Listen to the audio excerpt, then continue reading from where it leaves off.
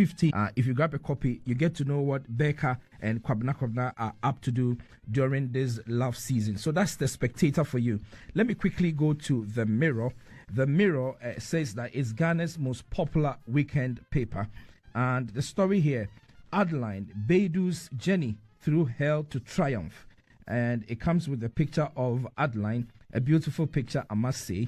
And finding strength in loss, Romeo Tokono reflects on tragic loss of both parents on the same day. That is very tragic. Story is on page 3 of The Mirror. And if you want to know Romeo's story, you can grab a copy of this paper and you get all the details there. All right, so that is Romeo's story, which is captured on page 3 of The Mirror. Primary school teacher 59 in court for defiling class 5 pupil. If you ask me, even though this is for now an allegation, I think the teacher is in the right place. The fact that he is in court, that is the place he needs to be for this alleged crime that he is purported to have committed. So a 59-year-old teacher at the Ho Bangkok RC Girls Primary School, Ephraim Edufo, who allegedly sexually assaulted a class 5 pupil. The story says of the school repeatedly is facing trial at the Ho Circuit Court. And so that is good news if you ask me. I hope this the case goes to a logical conclusion. So quickly, let's do the Daily Graphic. Daily Graphic says that it is truth and accuracy every day. And this is the weekend special edition. Ensuring road safety. Service providers e-registration starts next month. And that's the story attributed to the National Road Safety Authority. Story is on page 6 of the Daily Graphic newspaper, and road safety issues are of concern to me. So let me just read a bit of the story. It says that the National Road Safety Authority has called on commercial road transport operators to fully embrace and cooperate with the authority to successfully operationalize the electronic registration, that is e-registration of road transport service providers by next month. As an emergency meeting with 47 commercial road transport operators in the country, the acting director general of the NRSA, which is the National Road Safety Authority, David Osafo Adonting, said it is commendable that already some of the transport service providers have taken the initiative to automate their systems ahead of the authority's digitalization exercise. Okay, so some digitalization activity going on there to ensure road safety. It's a good initiative if you ask me. Danger, and that is the one of the stories, for the lead story on the front page of the Daily Graphic. It says, danger, contaminated atmosphere, 1,300 tons of liquid waste deposited daily. And this story is by Shelley Asiedu Ado and Joanna Kumi. And the story is actually saying that for those who smell too much, beware. Human fecal matter may just land in your mouth. Really? Okay, that's quite dangerous. Don't laugh, for it is that serious. It is estimated that about 1,300 tons of fecal matter are deposited openly across the country daily, according to the Water, Sanitation and Hygiene Technical Coordinator of the World Vision, Ya Ata Ahin. The Central Regional Minister, Justina Marigold Assen, said the situation might sensitize residents to how to smell. She stressed that the issue of open defecation must be of concern to all and therefore must be tackled with all the seriousness and commitment it deserves. Okay, so the full story of this, the details of this story are on page, I believe it continues on page 5 of the Daily Graphic. Please grab a copy and read the details. Let's all stay careful in these difficult times. Okay, so the last paper that I have is the Daily Guide newspaper, and it has a series of stories here. So Ashanti Stew Spirit back. That's according to Otumfo.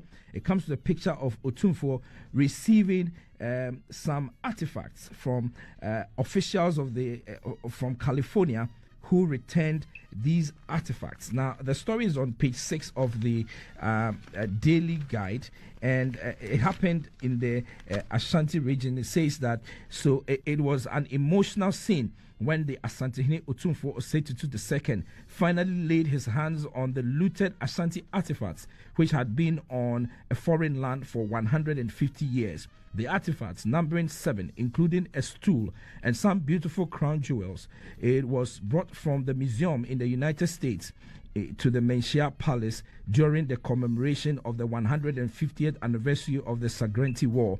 So the story comes with a picture of the Vice President, Dr. Mahamudu Bawumia, admiring the artifacts. So the full story, page 6 of the Daily Guide. Once you grab a copy, you can read the rest. Now, Rebecca opens a Kropong Equiapem library, and this story comes with a picture of the First Lady, Rebecca Ekufu-Addo, interacting with some pupils at the library which she opened. So libraries are good, and I'm happy to hear that another library has opened. 37 caged over Bepong attacks, and so those who decided to attack, they have been caged. Okay, so I don't need honeymoon, Bawumia jabs Mahama, and this story is on page 3 of the Daily Guide, and I believe this story comes from the presentation that was made by the Vice President on Wednesday, the 7th of February. So it says, as flag bearer of the New Patriotic Party, Vice President Dr. Mahamudu Bawumia has stated that he is clear in his mind about what he would do from day one as president if elected, and does not require a honeymoon period to cool off. His remarks considered as a direct response to his rival, ex-president John Mahama, who has asked Ghanaians to give him and the National Democratic Congress a grace period if they return to power. So the full details of this story, obviously, on page 3 of the Daily Guide newspaper. Once you grab a copy, you'll be able to get all the details there. All right, so you are on the forum. The forum here on Asase Radio is live on 99.5 in Accra. It's also live on 100.3 in Cape Coast, Asase Radio 98.5 in Kumasi, and 99.7 Asase Radio in Tamale. Let's begin our conversation via telephone, and that's because we've been joined by Professor Ebo Texon. Professor Ebo Texon is an associate professor, Department of Economics, and we are privileged to have him on the telephone to bring some perspective to this presentation by the Vice President. And then from there, we will come to the studios and have our panel discussion. Very good morning to you, Professor Texon. Professor Texon, good morning. Okay, so we're working the telephone lines to have Professor Texon on the line so we can speak to him. Professor Texon, good morning to you. Okay, all right. So Professor Texon is joining us, and we certainly will have him speaking to us shortly as my technical people work on it. Professor Texon, good morning. Okay, all right. So we will fix that. We will fix that and then be able to speak to Professor Texon. But today, joining me on the show will be Madam Ellen Amadeko. Amadeko is a member of the MPP communications team, national communications team. She joins us today to bring her thoughts to this. Kwame Jantua is a member of the Convention People's Party. He's a private legal, he's a lawyer, and he says he's no longer in practice, but he's a lawyer. And so Kwame Jantua will also be joining us. Kofi Tonto is a member of the Vice President's campaign team and also a member of the New Patriotic Party's communications, national communications team. He also joins us. And Nick Pakpo Samoa Addo is the managing partner, Addo and Addo legal attorneys, and also a lecturer at the Gimpa Law Faculty. He also joins us. He's a member of the National Democratic Congress. He also joins us today. He promised that he was going to come very early today. I hope he keeps his word. Okay, so let's try again and see if we have Professor Texon on the line. Professor Texon, good morning. Okay, so we still don't have Professor Texon. Professor Texon is joining us via telephone shortly so that we can begin our conversation. Dr. Mahamudu Bawumia, in his presentation the other day on Wednesday, the 7th of February, actually presented a 174 paragraph document composing 73 pages to us, the people of Ghana. And out of that 174 paragraphs, 107 of the paragraphs was dedicated to what the Akufo-Addo administration has been doing and the participation he has had as the vice president in that endeavor. And then after the 107 paragraph, he moves on to the rest of the paragraphs, the 67 paragraphs, to talk about his personal vision as if he is elected president of the Republic of Ghana. And so that is the vice president's presentation that he puts out there. Let's go again and try if we have Professor Texting on the line. Prof, good morning to you. Good morning to our listeners. Prof, thank you very much for joining us today to bring your perspectives to this issue that is up for discussion. So, I want to take this from a four-pronged approach because of my readings of Dr. Mahamudu Bawumia's presentation. I want to start this way. You are an economist. The vice president talks about the need for a mind shift. From the viewpoint of you as an economist, what will be the kind of mind shift that we need to be able to advance our economy forward beyond what it is right now? Okay, thank you. The speech of the vice president was clear about his intentions when he is elected as the president of this country. And the interesting speech that I like most was that he clearly admitted that things have not been, some of the policies that have been pursued personally were not policies that he would support. I mean, for him to say he's come to take away the VAT from the statute book and do other things was quite clear that even though he's part of the government, he was not possibly entirely supportive of those policies. And since that was not his vision that was being pursued, I mean, when it comes to return, he's going to change those things. And for me, most importantly, the promise of the future, based on his digitalization and innovation. I mean, the global economy is moving into an industrial revolution that is going to be driven by technology.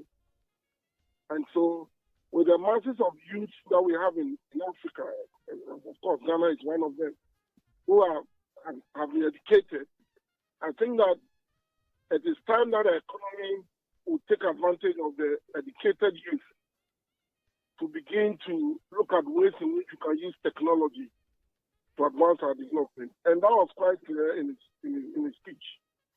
And for me, I got excited that the vision that he has for the future is quite clear on what Ghana needs to do.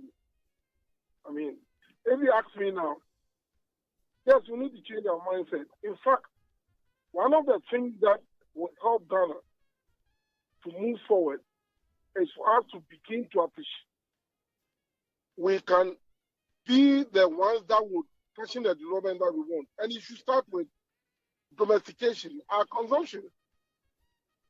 I mean, yes, we could have a 24-hour economy, only if it is driven by consumption.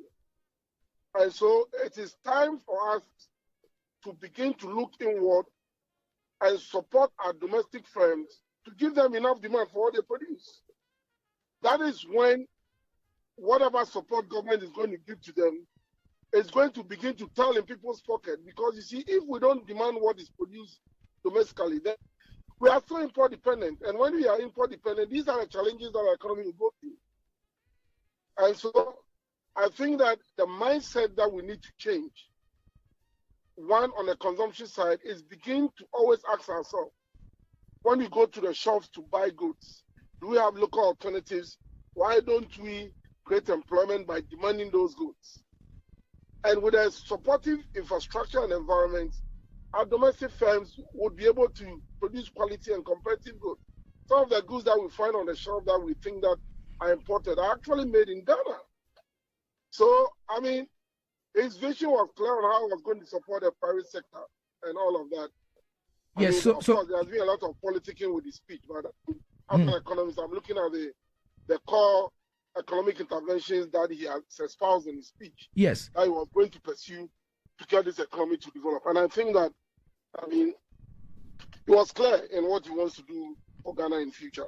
Okay, so Prof, on the issue of a public-private partnership, it is the next leg of our conversation, and that's because the Vice President goes very heavy on the fact that should he be elected president, he would engage in a very comprehensive and strong public-private partnership encouragement to get private sector being involved in real economic activity, for example, in infrastructure development and what have you. He actually says that if the private sector goes along with his plan, it could save up to about 3% of GDP in terms of direct government expenditure.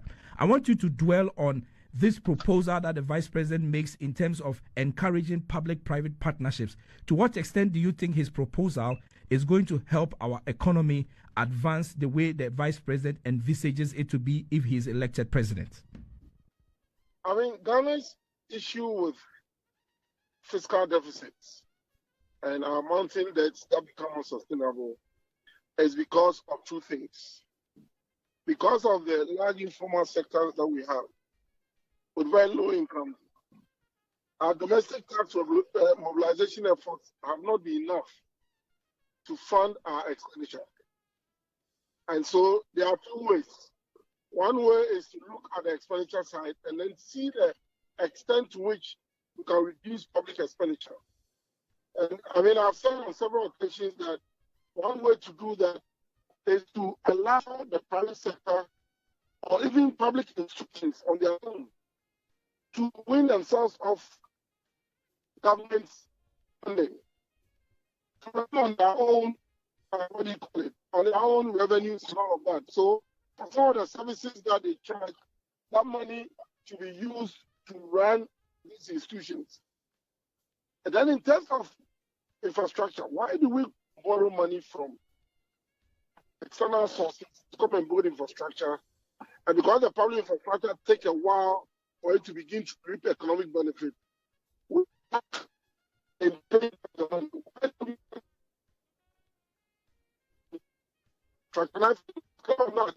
One way in which you can reduce government stress on government public is to begin to look at PPP. And I think that over the years this has been spoken about, but you don't see any clear directive from the public sector as to how they're engaging the private sector to do this. In many countries, PPP is the way to go. And you see, when you do that, you release some of the stress of public finance, especially in an economy where our mobilization is almost beginning to we cannot. Okay, Prof. So, Prof, unfortunately, we have some hitches with your line, and so some of the thoughts you are sharing are not too clear for our listeners. I don't know whether we should raise you on another telephone line or via a Zoom link. I don't know if that is the best way forward, but let's try it again. Let's see if you can conclude on the submission we're making. Let's see if we will be able to hear. Can you hear me? Okay, yes, Prof. I think it's better. Can you hear me now? Yes, Prof. Please go ahead. Yes, so I was saying that the PPP is the way to go, and I think that is one way in which we can be boring. Because really, if we can do that, not only would it allow us to concentrate on certain priority areas as the public sector, for the government to be more efficient in those areas, and leave the areas where government is having to borrow to fund those expenditures to the private sector to do that. For instance, I've said so many times, I thought I would have heard that from the Vice President say that, look, even in terms of public universities that we now have a lot of them.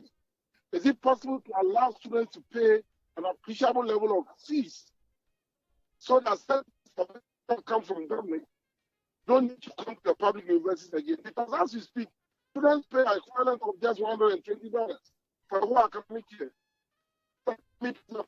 And need to take a second look at it.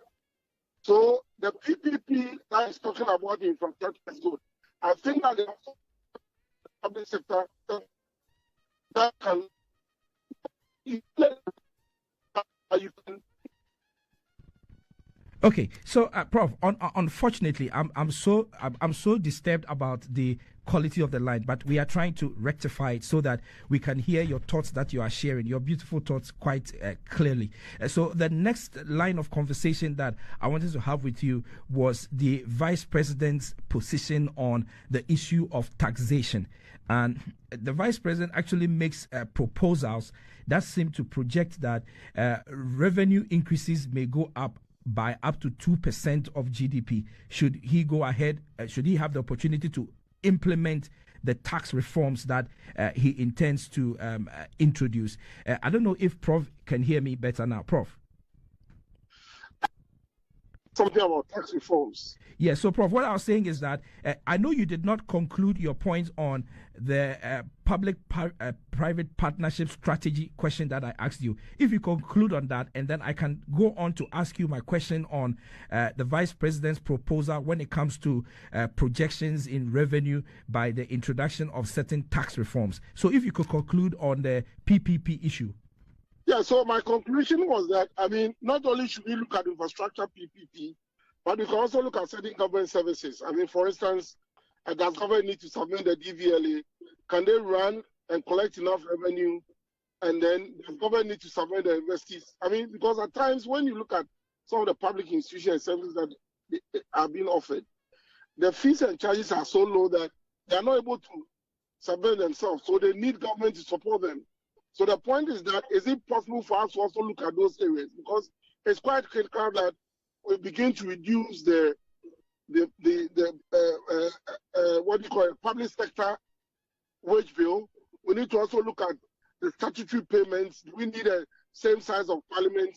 I mean, you mentioned constitutional reforms. I think that if these constitutional reforms are tabled in front of parliament as accepted, I think that you should be able to give us entries so that we begin to reduce the size of the public expenditure that goes to these two areas.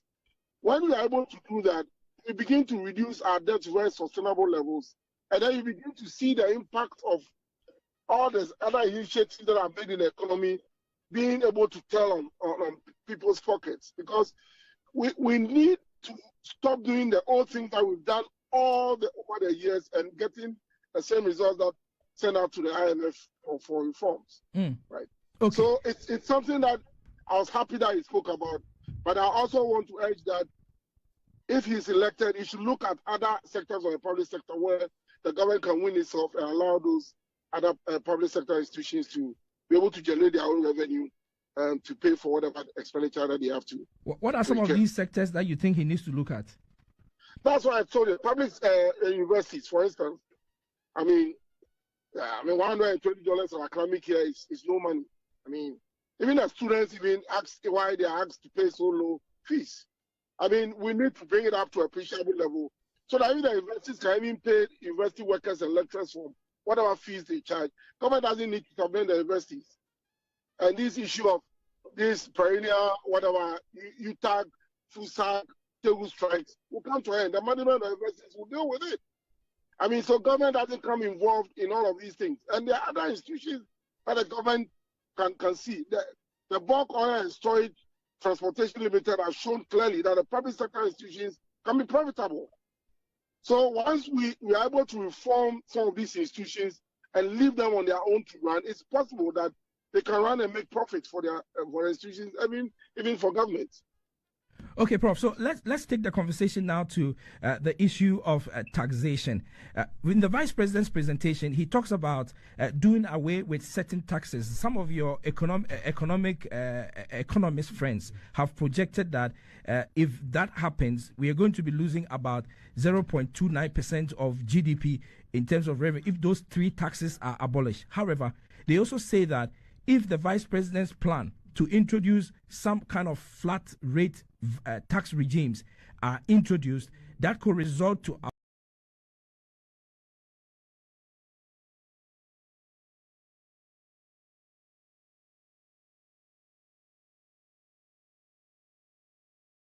2% increase in terms of revenues or GDP, 2% of GDP increase in terms of revenues. I want to pick your thoughts on the proposals that the Vice President makes for revenue generation by way of cutting of some taxes and introduction of a certain tax regime. What are your thoughts on this? Is it feasible? Can we achieve what the Vice President is proposing? Why not? I mean, if we are going to use digital technology to be able to rake in much more revenue, some of these taxes I think are nuisance taxes like the Momo tax and some of the other taxes that is mentioned of are taxes that you can easily take away and then still be able to rake in the revenue that you need. So I think that it's doable. I mean, he clearly spelled it out about what his vision was on in trying to raise those domestic revenues and also remove some of them that I think in his estimation are nuisance taxes, even though it's part of own boldness which he's doing, he's making these allusions is something that surprised me. But I think that those initiatives that he's talking about are doable. I think that some of us have spoken about over the years that, look, there are ways in which you can rake in more domestic revenue and not necessarily introduce so many taxes. I mean, at times you are warning the taxes. I mean, the number of them and the complicity with which the complexity of even trying to assess the taxes is even cumbersome. I mean, look at when we used to have the levies as part of the VAT, so it was input deductible by the firms, and now it's become a core part of the cost of production of domestic enterprise, and that I think is unfair. That increases the cost of production of these firms and it makes them uncompetitive. So those levies can be taken off and then also dropped into as if it's an input tax so that the producers can take it when they sell their output and be able to reduce their cost of production. Otherwise, I mean, we are hurting the economy that we are trying to grow. And I'm happy that he has accepted that these are things that he's going to take a look at in the future. That I think is very refreshing. Okay, Prof. So I would let you go, but just to pick your thoughts quickly on the issue about cost of living. Now, the Vice President proposes that in terms of reducing cost of living in transportation, he intends to introduce electronic vehicles, that is EVs, for purposes of public transportation. If you look at the current circumstances we find ourselves and all that, from the economist point of view, how long is it going to take to be able to implement such a policy in the event that he wins elections and becomes president 7th January 2025? I mean, governance is a continuous process. So even if he has that vision and he comes to power and supposing, I mean, this is just, what do you call it, a presumption I'm making. Supposing even is in power for 4 years. If he lays the groundwork for our public transport system to move from the kind situation we have into EVs and is able to get Ghana to import quite a considerable number of these cars to reduce transportation costs, and these buses and institutions that run these buses will be very efficient at doing it, I'm very certain it's a way to go. Maybe for the first 4 years, that the groundwork will be done. But you see, that is a problem that we have. We need to continue initiatives. So once he's laid that out, I don't expect him to conclude everything within his first 4 years, supposing that is the situation that will happen in 2025. But to put in place the mechanism and the measures that will ensure that over the years to the medium near term, we are able to build a public transport system that will ensure that the majority of Ghanaians will have cheaper means of transport to their workplaces or their farms or their factories and come back home, not feeling the pinch of transportation costs. That in itself can reduce the cost of living, because transportation costs at times take over 40 to 50% of the salaries of the low income, middle income, worker. And so definitely if we're able to do something of that sort, it's going to help.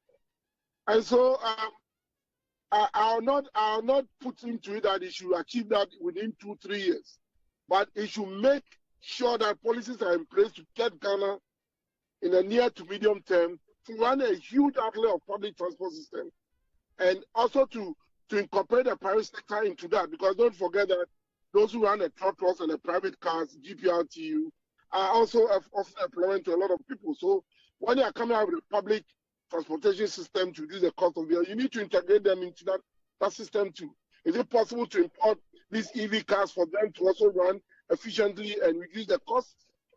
So it's not going to be public sector driven, but also to bring in the private sector, so that the jobs that are being given by the GPRTU as a union to their workers, they don't lose them to the public sector.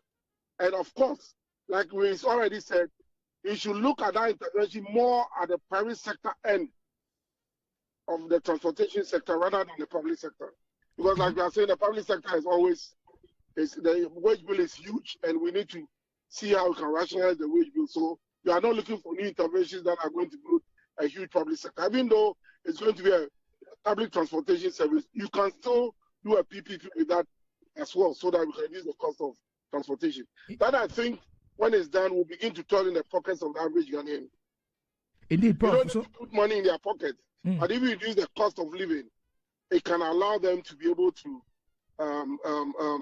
make ends meet, and they begin to feel the impact of these policies in their pocket. Okay, so Prof, as I allow you to exit, from the economics point of view, would you be able to share thoughts about the proposal to rule by 50 ministers? I mean, if that is what his plans are, he's going to be able to actualize it. I mean, I think that that's a way to go. Because you remember when President Akufo-Addo was opposition leader, I mean, he bemoaned the huge size of governments and was highly critical of John Mahama's size of government. But when he came, he even had a bigger size of government.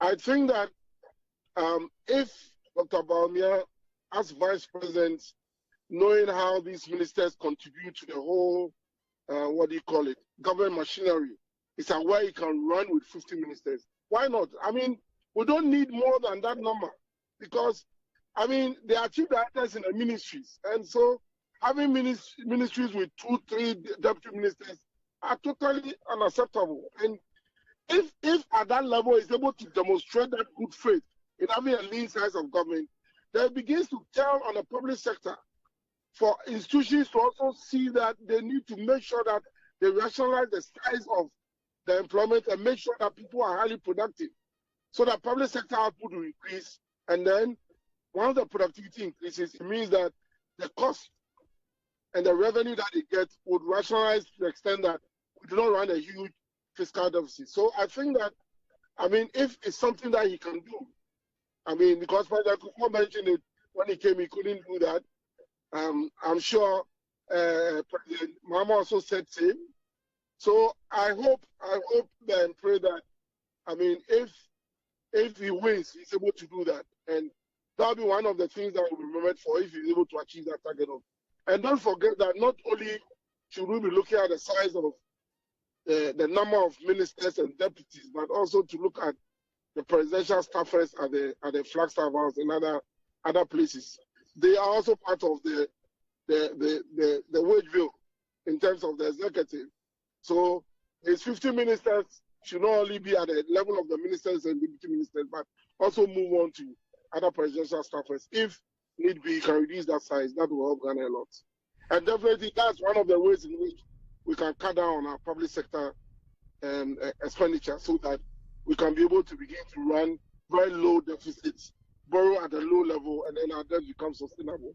That is the way to go as a country. Thank you very much, Professor Ebo Texin. Professor Ebo Texin is Associate Professor, Department of Economics, and we spoke to him there, sharing his thoughts on Dr. Mahamudu Bawumia's proposals as presidential candidate of the New Patriotic Party. Thank you very much, Professor Ebo Texin, for your company this morning. All right, so let's come to the studio now. And that's because my guests have assembled. And let's do ladies first. So Ellen Ama Deko is a member of the MPP communications team. She joins us today. Very good morning to you, Ama. Good morning. It's good to see you. Good to see you. Yes, this is the second time I'm seeing you in how many? 1 month, I think. Yeah. Okay, so that's good. And then Kofi Tonto Kofi Tonto is a member of the vice president's campaign team and also a member of the MPP communications team, the national communications. I believe Ellen is also a member of the vice president's campaign team. Yes, okay, so I should have said that as well. So, Kofi, good morning to you. A very good morning to you. You have been very absent on Asase Radio. It's so unpardonable. Yes, very, very true. But when I saw your name on the outline yesterday, I jumped. Yeah, he's coming. Finally. It's been a very long time. Okay, so it's good to see you. And then Kwame Jantua is also here. I can see his books, his constitution. He always comes with his constitution. He's here, so he will take his seat shortly. But ladies and gentlemen, I want to start our conversation today looking at this issue about the role of the vice president as against the role of the president. There's been arguments, some saying, oh, he's not a driver's mate, he's a second driver. Some say, no, he's a helper, he's not the main man. And there's been so much argument about it. The vice president himself had a position. I don't know if we can find his voice on the issue about his role that he played in the Akufo-Addo administration as vice president. If we could find that voice, I would want to play that voice first before we start our conversation. So my producers will get that voice for us, and then we take a listen to the vice president. So the vice president himself saying that he is, as in the Akufo-Addo administration, as vice president, per what the constitution says, he served as a driver's mate, and now he wants to become the actual driver. So let's see if we can find that on the portal and then play that. Okay, so it's the forum portal is there, and we will raise that voice from the portal and then play so that we can all situate this conversation. But before we find that, let me come to Kofi. Kofi, the vice president's position. Yeah. I want to hear your thoughts on it, and that's how we are starting our conversation. There's a lot to talk about, but that's how we are starting.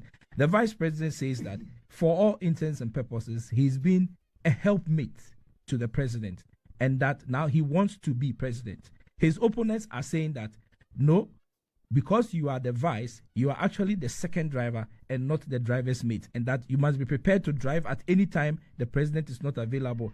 That is what has resulted in him acting in various capacities as acting president. In fact, the day he was delivering the address on the 7th of February, the president was out of the jurisdiction. So at that time, he was the acting president when he was delivering his address at the UPSA. Your thoughts on this issue?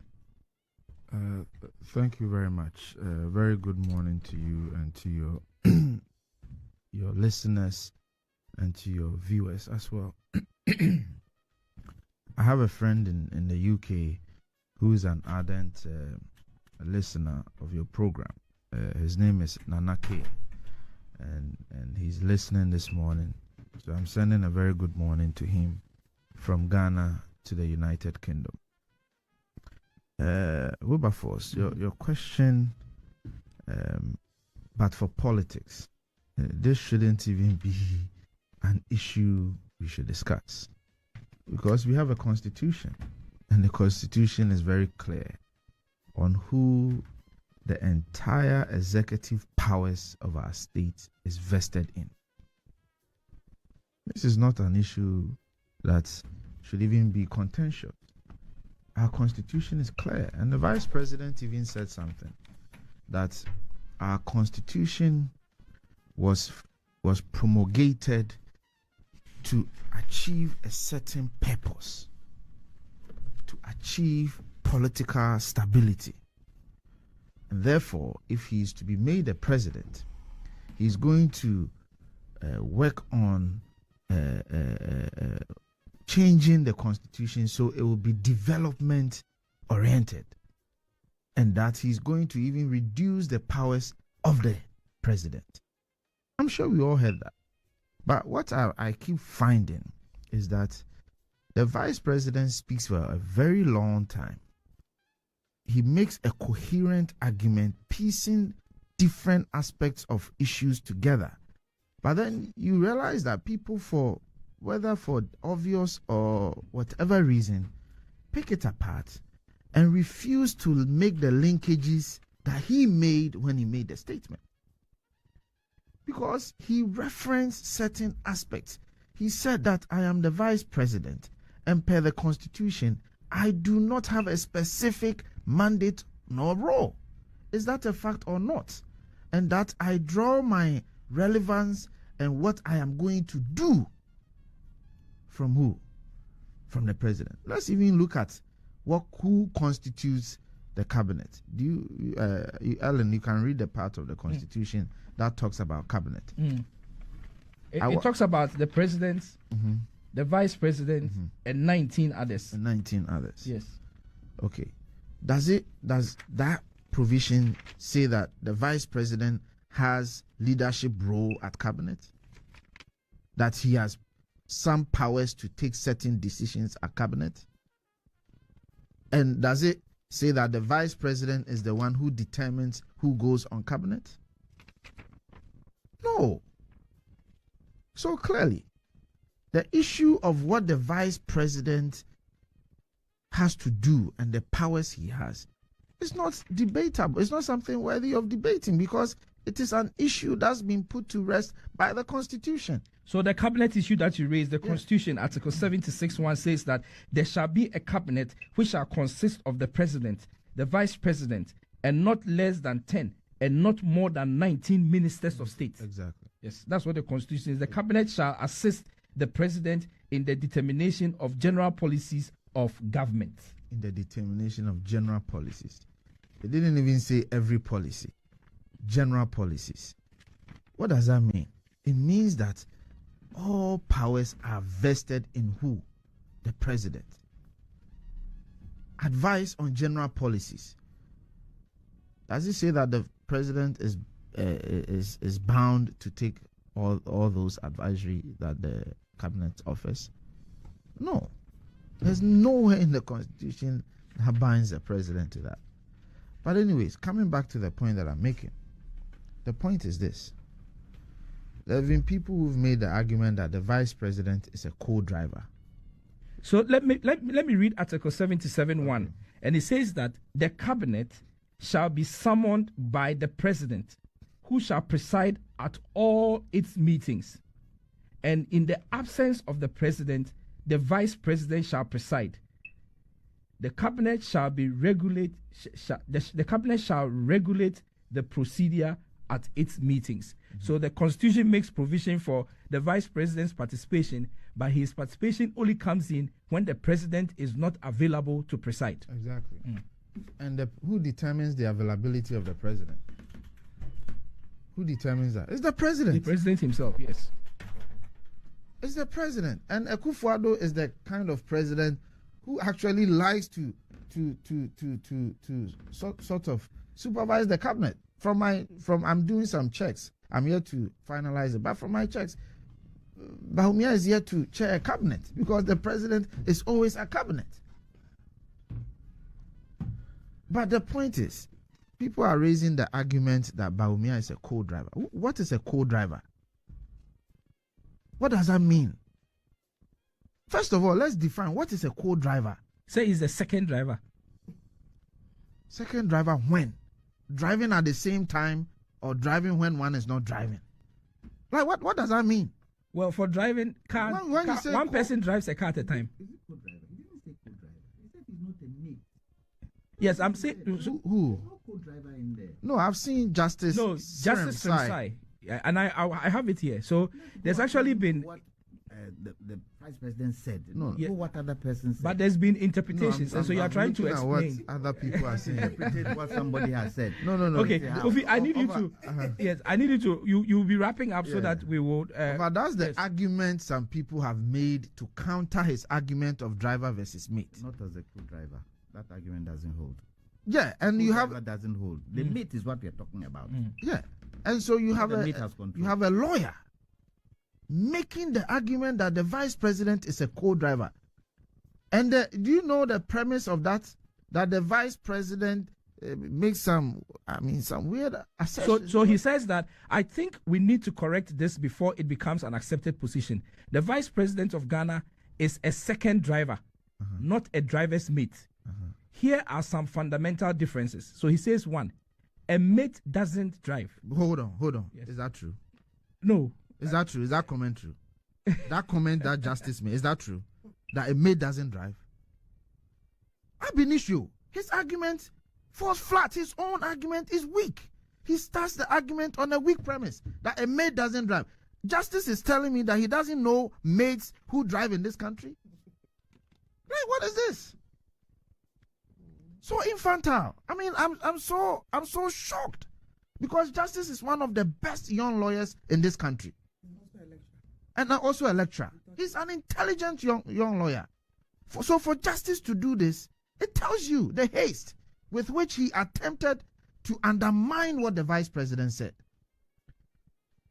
I mean, there are so many maids in this country. In fact, if the vice president, how did President Mahama become a president? He should ask himself. But the point is that if Bawumia is a second driver, then is Bagben a third driver? It's Tokonu a fourth driver? What is he saying? There is only one driver whom all our powers is vested in, and that is the president. In the absence of the president, the vice president acts in a ceremonial capacity. Oh, yes. In the absence... No. Let me finish my comment, please. Don't miseducate. Okay. Well, do you provide the education? Like ceremonial vice president in our... Okay. No, he's not. He didn't say ceremonial vice president. He said he acts as ceremonial president. What is ceremonial president? Okay, what does he do? What decisions can the vice president take in the absence of the president? So this is how I structure it. When the president is outside the country, he still takes decisions. What are you talking about? So the voice you are hearing is Nick Papo Samoado. He's made his way to the studio today. Yes. The Supreme Court has clarified this. Okay. The Constitution is okay. clear. Okay. Our constitutional history evolved from us not having a vice president up to the Third Republic, and then in the Fourth Republic we came to have a vice president. Now we have an executive presidency, which has a ticket of what? The president and the vice president. When the president is not in the country or is unable to do or discharge his functions as president, what then happens is that the vice president is the one that takes over the presidency. And in some places, sometimes we call him the acting president, or he acts as president. I don't buy this acting president terminology because there's nothing like an acting president in our constitution. It is that the person acts as president, and so he's bestowed with the powers. Isn't he not acting in the stead of the president? No, so he's not. There's nothing because the president is still there. No, hold on. The president is still there. He's available. Hold on. The only thing is that he might not be in the jurisdiction. Hold on. Runabout. Hold on. There's no runabout in this. No, it's okay. It's all right. Let's listen to him. What are you talking Let's about? deal with each other respectfully. Oh no, I don't think. There's no runabout. The things There's no runabout. Uni. Don't do this emotional. Oh game. no, This emotional Kofi. game. The things you do and say. Come on. I mean, what are you saying? No. There's no issue of disrespect. Oh. Hold on. He has clarified. No, wait. What kind of No, emotional Kofi, argument hold is on. that? Kofi has clarified himself because I'm addressing him. I felt his remark was dismissive, and he has looked me in the face and told me that there is no disrespect. So let's move on. Okay, how do you intervene in this matter? But she's a member of the panel. No, but She's a member of the panel. directing my argument at somebody. I'm saying no. Hold on. Kofi. You said something. Yeah. I said, I found that to be dismissive. You told me in the face that, no, you meant no disrespect. We move on. Our time is running. Yes, I know. Our time is running. So let's go on. No, Yes, it's the point of education. The only reason why I intervened today, I said I will not intervene in anybody's comment because no, listen, Kofi. It is simply because let's go I thought ahead. it was a point of education. Yes, let's go ahead. There is nothing like a vice president there's nothing like an acting president in our constitutional dispensation. It's not there. The vice president, in the absence of the president, acts as the president. Do you know Wilberforce? I'm trying to my memory is hasty on this, but I think there was a time where people were even debating that when the president travels, we need to swear in the vice president. There was So that it was clarified. So that's been the clarified vice president one no longer exists in terms of swearing in. Exactly. It is the speaker. Exactly. That is if the two of them but are that's the absent. point that I'm making. That there was that debate that some people were saying that the vice president ought to be sworn in. And I'm saying that has been pushed aside as not necessary. Is that not the case? Yes. So it's been clarified by the Supreme Court. Yes. That is not necessary. Why do you think the Supreme Court will say it's not necessary? Because he takes the same oath as the president. Please, can I talk? Oh, please, go ahead. Are you saying that when President Akufo-Addo, now that he's outside the country, Mahmoud Bawumia is the one taking decisions for this country? That Mahmoud Bawumia can wake up tomorrow and reshuffle ministers in this country? I mean, what are you talking about? What are you really talking about? What can Mahmoud Bawumia do today that he's acting as a president? Can he wake up today and sack anybody? Take any tax decisions? Take any financial decisions? Absolutely no. So you can do the runabout you want to do. But the bottom line is this. Who is the powers vested in?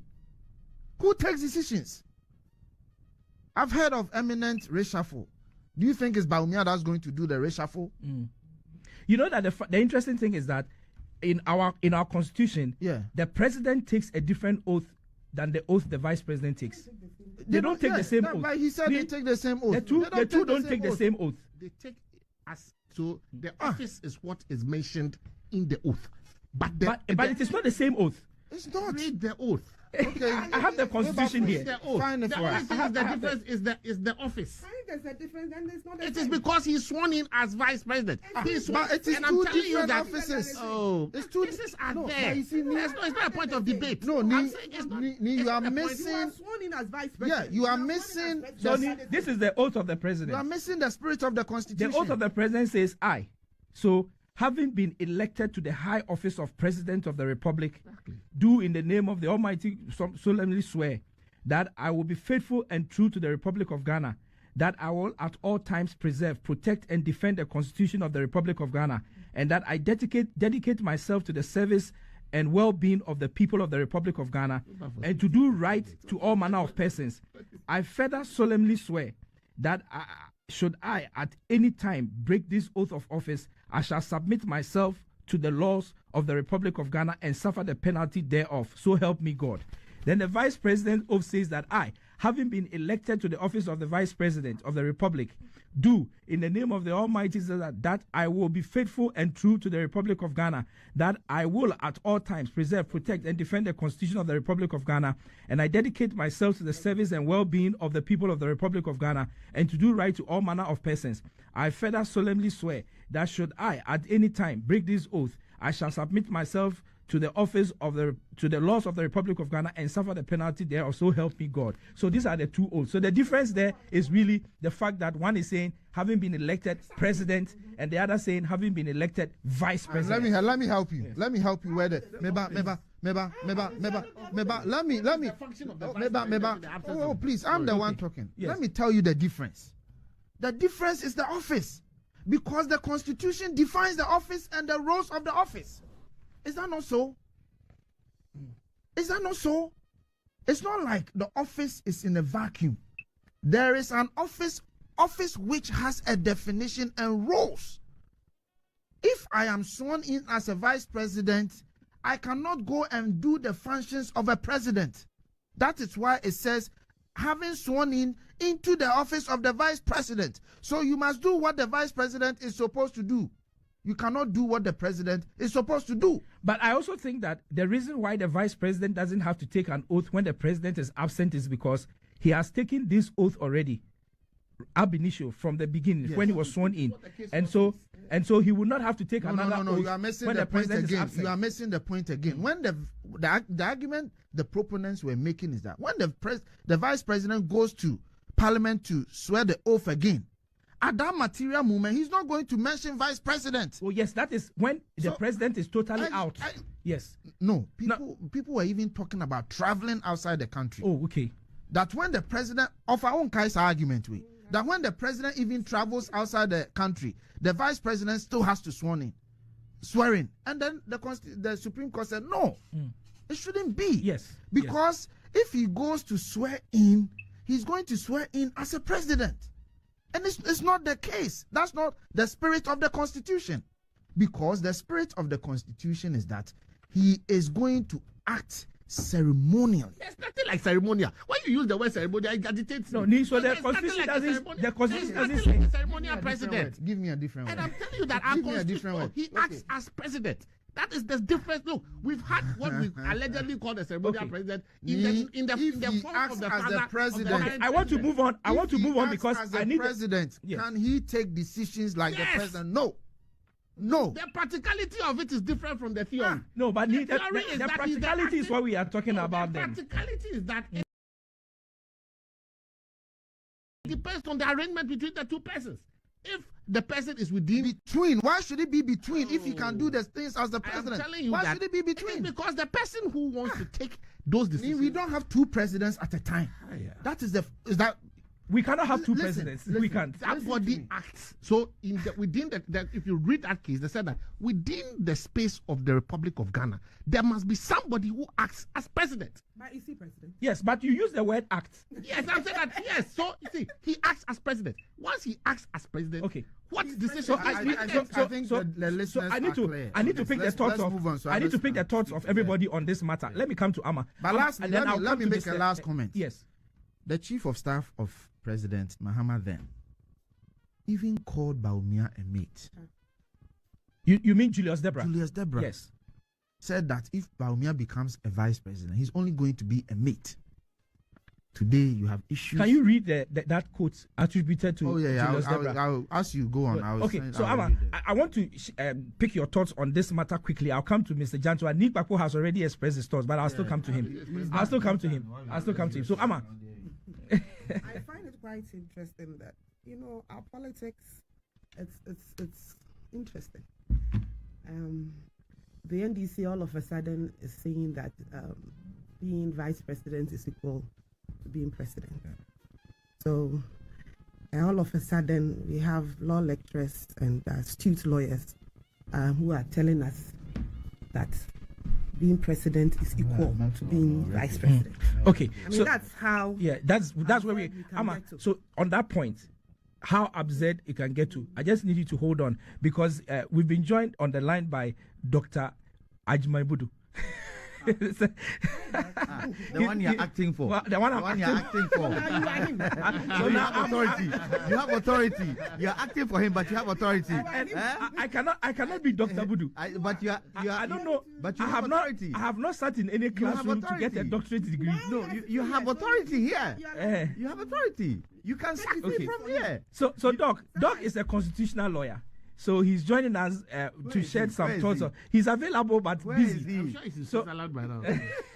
Counting his big cash. So, Dr. Budu, good morning. And I need you to speak to this constitutional matter of the role of vice president and whether or not he's in an acting capacity or is in an actual capacity when he is acting in the stead of the president. Doc. Good morning, Wilberforce. Good morning. The one who is sitting in for me, even though I have the authority. And good morning to good morning to all the panelists in the studio, Kofi, Nick Papo, my good friend, and Uncle Jantua. I just wanted to. You left Amadeko out. Oh yes, and oh yes, Ellen, good morning to you as well. So, quick one. I was just listening, and I just wanted to clarify a few points. So, in respect of the issue of the president and vice president and speaker of parliament, the Supreme Court, yes, has decided or brought finality of some sort to the issue of when the president is absent or the vice president is absent from Ghana, and the hierarchy in terms of who does what and all those kinds of things. In the case of the president, when the president is absent or for any other reason unable to perform the functions of president, it's the vice president who acts in that capacity. And there was never the issue of the vice president going to swear a different oath, because on the day that the president and vice president are sworn in, they both take oaths that you have read to our listeners and our viewers. So the president takes the presidential oath, and the vice president takes the vice presidential oath, which is clearly captioned as that. So when the president is even absent from Ghana, he's traveled outside Ghana, the vice president doesn't have to go and swear a new oath. He only acts as president for the period that the president is absent from Ghana, because on the day they were both inaugurated, he also took an oath. And the Constitution makes it clear that in the absence of the president, whenever he's away from the country or for any other reason, due to illness or some other reason, he is not able to act, the vice president will act as president in that period. Whether or not the vice president, when acting as president during the absence of the president or the president not being able to perform his functions, can do every single thing is a question that we would have to interrogate further, because it is clear that whenever the president is outside Ghana, for instance, he still takes decisions. And that's part of the argument in the Asare and Attorney General case, where the argument was that it doesn't make sense one of the arguments was that it doesn't make sense to suggest that a president who is traveling outside Ghana, for instance, to go and represent Ghana, to go to the UN, for instance, or to go to some other country to represent the interest of Ghana, is not president when he's not in Ghana. But that's the effect of the Supreme Court decision. But then again, the rationale for that decision was that there has to be somebody physically present in Ghana at every point in time who is acting as president, even if the substantive president is not here. So the problem with that construct has to do with the issue of the Speaker of Parliament, because in the case of the Speaker of Parliament, whenever the president and vice president are both absent from Ghana or for any other reason unable to perform the functions of president, the Speaker has to actually take and subscribe to the oath of president. And that's where the issue was, that anytime the first two people, the president and vice president, are absent from Ghana or unable to perform the functions, the Speaker has to always go take and subscribe the oath. And the argument has been that if you take and subscribe the oath of president, what does that make you? Makes you president. In the case of the Speaker of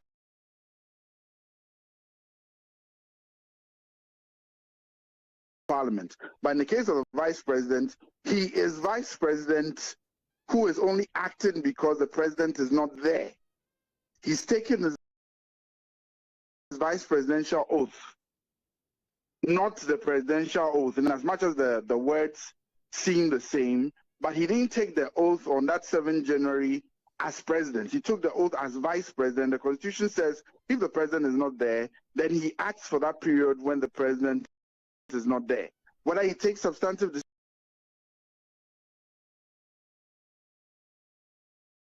decisions or not is entirely a different argument altogether. And we all know the history of Ghana will suggest that vice presidents really don't take any substantive decisions. But in the case of the Speaker of Parliament, it's quite different, because he doesn't take the presidential or vice presidential oath on 7th January, as we've been accustomed to when the president and vice president are sworn in. He will take his oath as Speaker of Parliament in Parliament before they come and swear in the president and vice president and all that. So to allow him to take the presidential oath when both the president and vice president are outside Ghana essentially makes him president. So the argument that we've been making, or some of us have been making, is that what if the president and vice president are outside Ghana and the Speaker of Parliament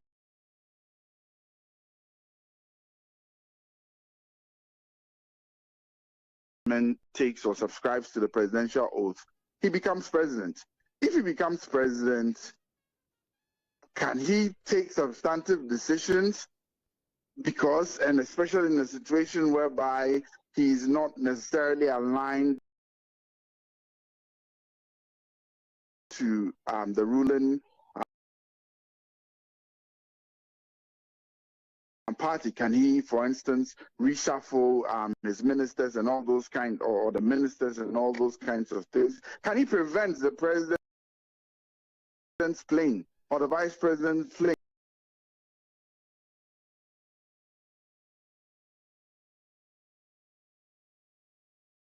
from coming into the country?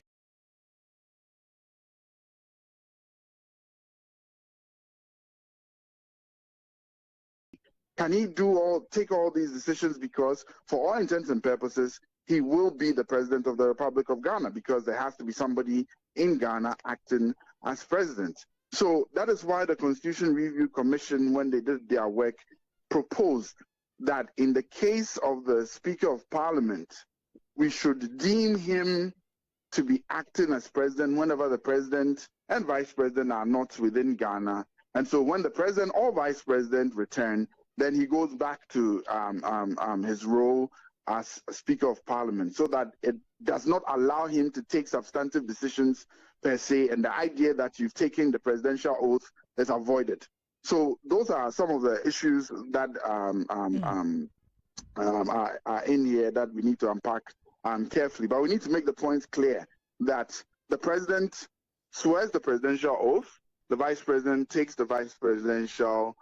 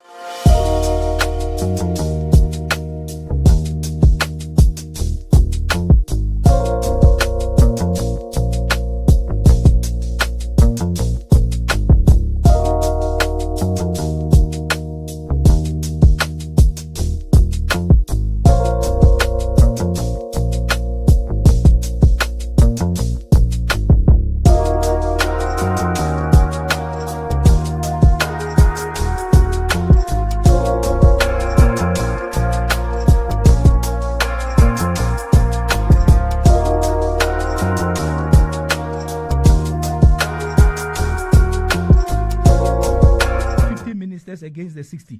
So, Amma, please conclude your remarks on this issue of vice president and... Let's be clear about it. I think Doc has also been clear. The president is the president. The vice president is the vice president. He acts for the president when the president is not around. Obviously, he cannot take certain decisions that the president has to take. It's as simple as that. And let's move on.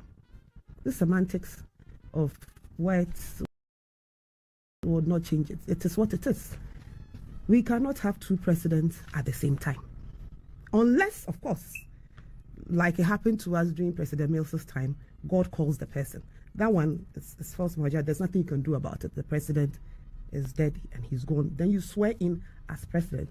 President Akufo-Addo swore in as president. Vice President Bawumia swore in as vice president. They are not the same. Okay, Mr. Jantua, from your standpoint, do we have any ambiguities about this, the driver's mate matter as against the real driver? Good morning to our viewers and listeners. Good morning to our panelists. I don't understand this argument. The president is the president. The vice president is the vice president. The missing word in there is the collective. They act as a collective. They act together as a collective. Look, I represent AGI on a number of boards.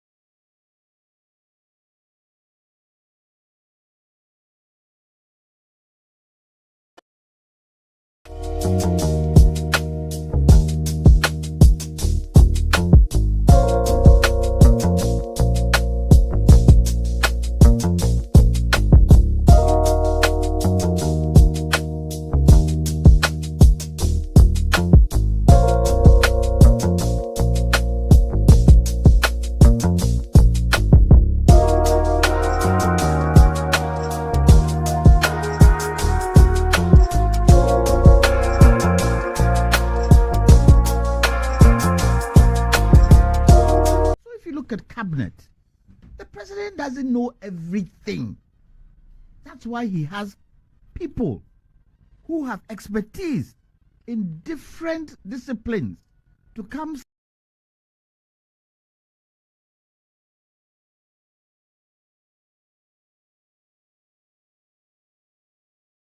sit and discuss the issues. And once they discuss the issues,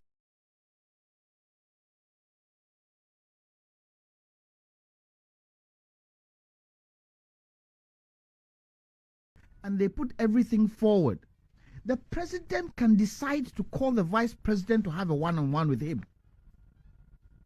Go. This subject that we discussed the cabinet, what do you think? Give me your views. And because the vice president might have a discipline in that area, the president will take what he says and he will tell him, okay, Mr. Vice President, what you said makes sense. So let's go down this route of decision. Simple. It's like a pilot in a plane. He has a co-pilot who, when the pilot is tired, he takes over.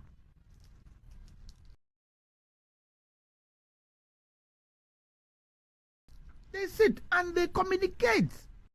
So this bit where we are trying to say the vice president is the president, I don't see it. They work together. That's why the vice president can't jump.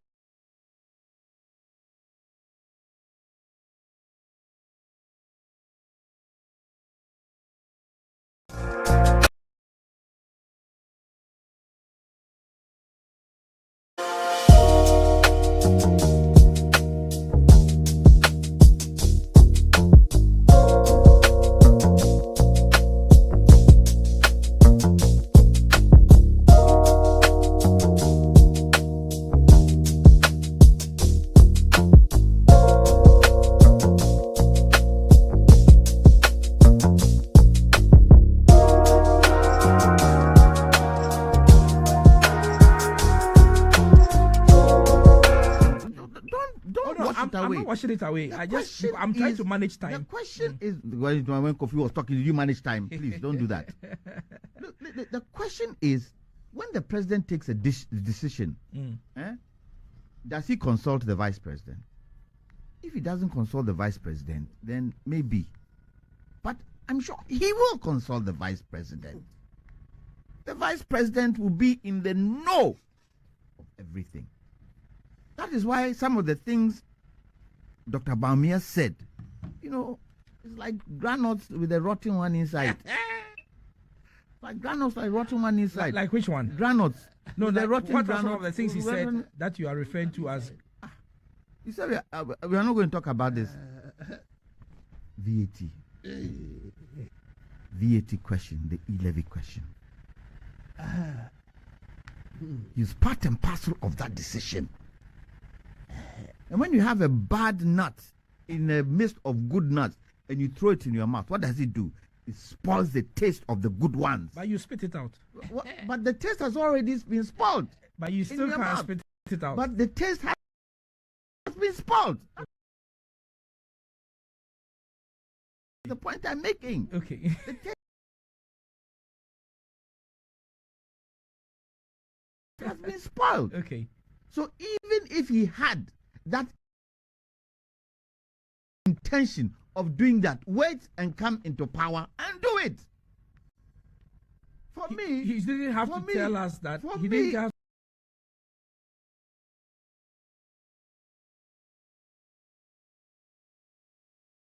to tell us his vision. It's an act of betrayal for me. It's an act of betrayal that you did not agree. You don't agree to it. And you are standing there talking about what your vision is. And then you put it in the wait and come into power, because you cannot embarrass your boss. Can you embarrass your boss here? No, but you think it's an embarrassment? Yes, it is an embarrassment. Why do you think it's an embarrassment? Why didn't you walk out? Why did you go to Parliament with the Minister of Finance when he was talking about e-levy? Why? Did you not talk about it too? He did not agree with the e-levy. What is he telling us In his today? speech, did he say he did What not is agree with he it? said he will So ban what is it. he talking about? He said he will ban it. He said he will do what? He will ban it. Ban it. Yes, he would. Is that the words? He would do away with it. So let's take a listen to the You vice do away with president. it. We'll Because take I a don't listen Why to the would he vice do president. away with He it? didn't If agree. he agreed, he Why won't do did away with say it. he didn't- I thought Why? you were Is it taking every like tax that, that you want to- No, you no. agree So with? we You will don't we do will away we with will it. we will do that. And But let I'm me- coming to and let me let- No, he's finish. painting Okay. a picture. I think we should correct him. let me The finish. vice Let president me never finish. said in Let the me way finish. that he Did you disagreed interrupt with anybody E-levy. when Huh? you were talking? Listen. No, but we shouldn't let him finish it. Listen. But that's not that's So not what did he say about the e-levy? he said in his time Uh-huh. when he gets it, Uh-huh. he's going to abolish it. So what does Nowhere that mean? did he said that What he didn't does that agree with his mean? What does implementation? that mean? That is your meaning. If he's but going, don't give if him he's your meaning going when he to didn't say abolish that. it, it means he does not But he agree abolished to a it. lot of taxes. Look. Go back for- Maybe Ground wait. rules. Just a minute. Just a No, minute. hold on. No, Maybe let's say it and go. you didn't take a note when he said that. Look at the sound in the hall, the clapping, the hey. So that's It when means that a lot of the people in the MPP them.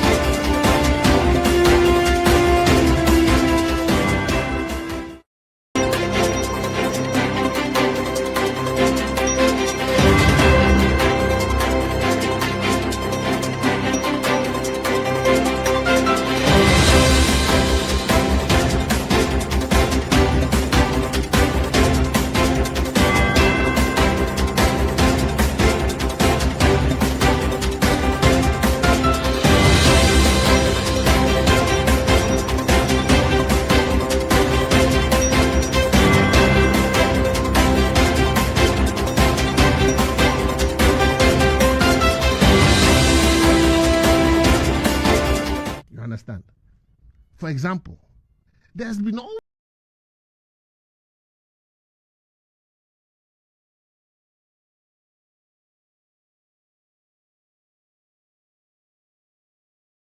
this issue as to who is actually in control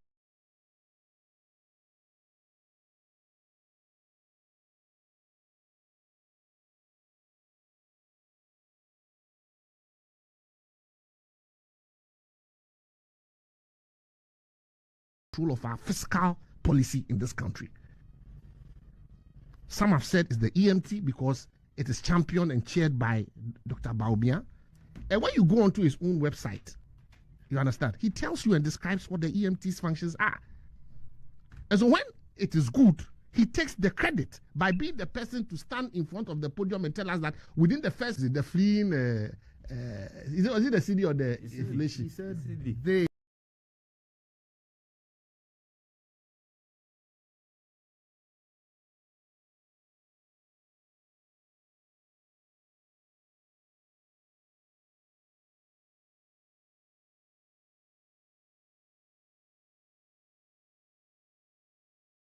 This speech tells me clearly that it is the current Minister of Finance who is in charge of our fiscal policy.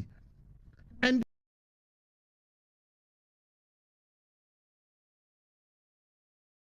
there was serious disagreement in policy direction between the Vice President and the Minister of Finance. Because of the issues of what?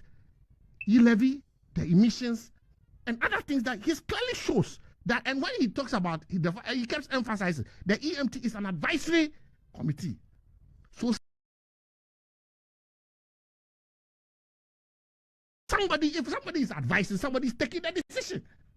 And so for me, when you look at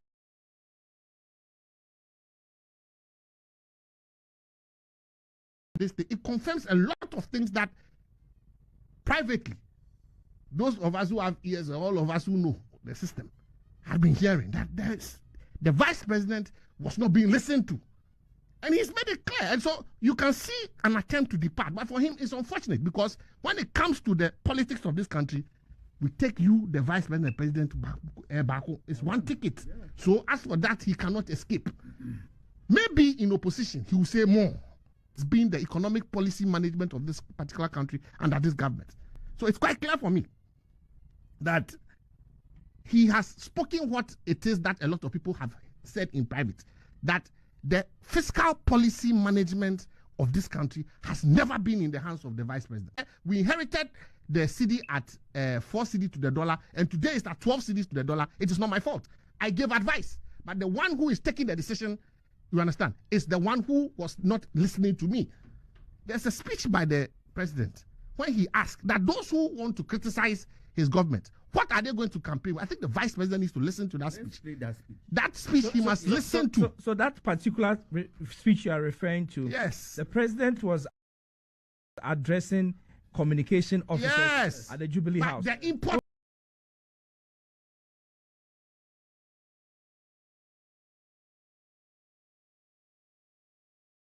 of it, the import and it of was it, not. It was no, not please, yesterday. Everybody knows No, it was I'm not just- yesterday. I'm just Everybody setting knows. the- yes. Everybody knows.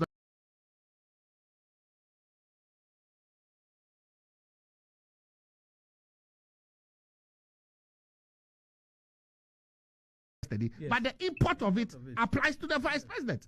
You cannot be in government and disagree with policies of government. My government, for that matter. But the Vice President was spelling out his vision. Please, you cannot If be. you want to- it if he is the elected height- president. It is the height of hypocrisy. You understand? It is the height of So he hypocrisy. cannot have a vision. He cannot put out his vision. You are Vice President in a government that is inflicting VAT on Ghanaians by way of the e-levy. It's inflicting an emission tax. It wants to inflict an emission tax. It even wants to add, what do you call it, VAT on electricity and water utilities. But for the bravery of the TUC, and you want to tell us that as Vice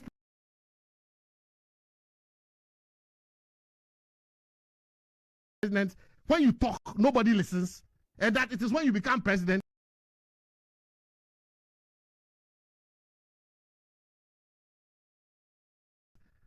you saying? No, he's saying. Do you understand that? Do you understand what it is that you are saying? You are actually rebelling against your president. It is an act of rebellion in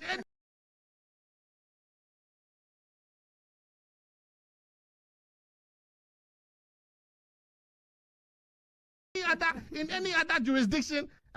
He could actually be looking at treason charges. You are saying that the vice president is at betrayal. Hold on. You are saying that the vice president has been elected. Hold on. Clarification. The vice president has been elected as the flag bearer of the New Patriotic Yes, Party. he's still the vice president. He's going into an election. He needs to tell the people of Ghana what he would do if he becomes president. And then he says that when I look at my plan and my program, maintaining X amount of change taxes. it now. You remember? Yes. Okay.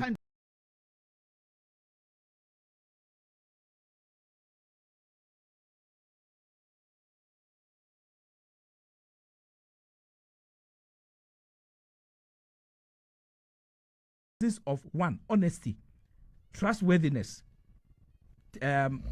temperament, transparency, accountability, vision, inclusivity, and neutrality.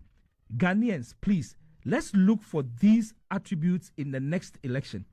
We want a person we can trust with the resources of the country, who can make a judicious use of it to build a country for the next generation. All the various candidates will have manifestos, but who do you trust? Who do you trust on corruption? And that's a question that Ralph L. is asking. Well, gentlemen, let me say something here. When this government came in 2016, 2017, what good things didn't they have? Have they been able to achieve it? Okay, so let me finish reading the saying it, and one thing acting it. Okay, let me finish reading the messages, and then we can continue. I'll come to you, Kofi. That'll be the next round, right? Yes, gentlemen, you guys are taking Bawumia out of context. His statement as being the mate was simply in reference to then President Mahama, who referred to Dr. Bawumia as a driver's mate, and that he was the main driver, so his people should vote for him. So this Ato Hodson is saying that the former president has also referred to Dr. Bawumia as a driver's mate before, and that he should be rejected because he at the time was president and he was the one driving, so he should be given the nod. So this driver's mate thing, both sides agree to it, in terms of Mr. Mahama agreeing to the fact that the vice presidential role is a driver's mate role and not the main role. Okay, so Lee says Bawumia has accepted it. So Lee says that please ask Justice Srimsai. So Srimsai is not here on this platform today. At least we have what he said. But let me read the message. Please ask Justice Srimsai. When Professor passed away, John Mahama had been a vice president for 3 years and 6 months. The question I want to ask Justice Sai is, was John Mahama having a driving license before he took the car? Justice Srimsai, this is not you. But because of politics, look at an infantile analogy you are making. NDC, never again, NDC Yamutu. Okay, that's Lee, that's his message. And then other messages. Most people take credit for success to themselves, but blame their failure on external forces. And that's according to Isaac Champong. Okay, and then quickly, there's Alhaji Yusuf Fuseni, who says Dr. Bawumia throws policies and program vision and campaign message, and the NDC is confused. I'm sorry. Okay, so I'm sorry, I'm just having some little challenge, but let me just drink a little bit of water. Okay, so that's the message that Alhaji Yusuf. I can't read all his message because it's quite long, but let me come to you, Kofi. And Kofi, as you respond to some of the things that Nia said and all that, I want us to transition into the issue of Dr. Mahamudu Bawumia on the size of government, saying that he's going to stick to 50 ministers. The former president, John Mahama, is on record to have said that he will govern with 60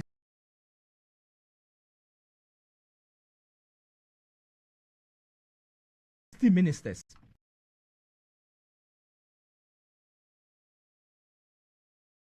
Current Akufo-Addo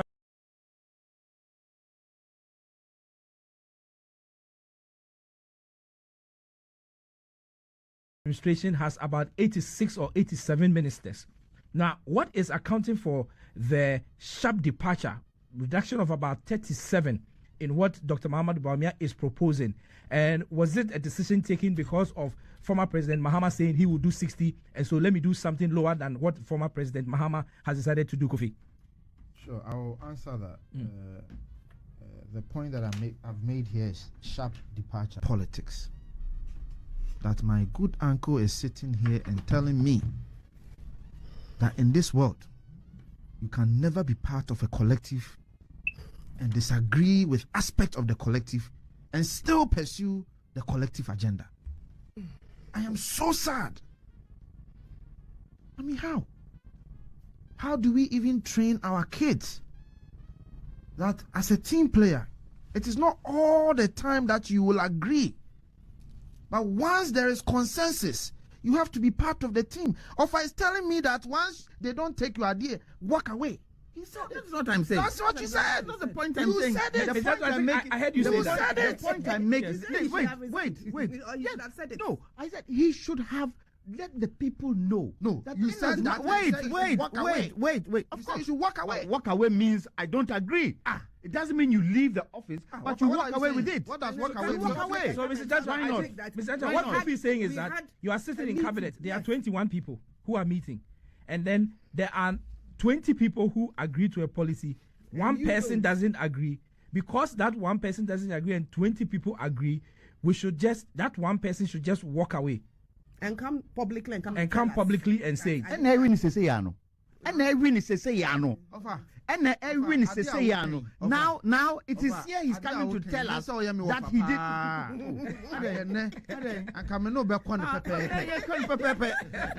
telling you. Respect the great. Very great thing. If I don't agree, I will tell you the first. I don't agree. In family, even in family, the things the family form a caucus to discuss. Then don't say it now. Don't come and say it now. Don't come and say it now. Dr. Bawumia even said. What does not flow, you will not hear. Offer, even in a busia, one abusia penny, if he's no longer, then next abusia penny will have his own vision or her own vision. Does that mean that that person agreed with every decision before? I mean, this is basic tenets of human existence. The world over. Let's beg to differ. When you beg to differ, this is a fact of life. Agree. This is a fact of life. And you, I can bet my last dollar that you have been part of a group where you didn't agree with every single thing they said, but you participated. Really? What CPP? That CPP. Go and see whether I'm active. Go and see whether I'm active. Go and see whether I'm active. Because of time, let's move on with the conversation. Yes. That CPP you didn't agree with CPP, that you walked away. No, but I've said it. Certain things. Come on. Haven't I sat on this platform to say the CPP alone cannot win an election? Haven't I said it? What has that got to do with what I'm saying? No. What has that got to do with what I'm saying? No, let me finish. Let me finish. Because we in the CPP. But you are not the wait, please.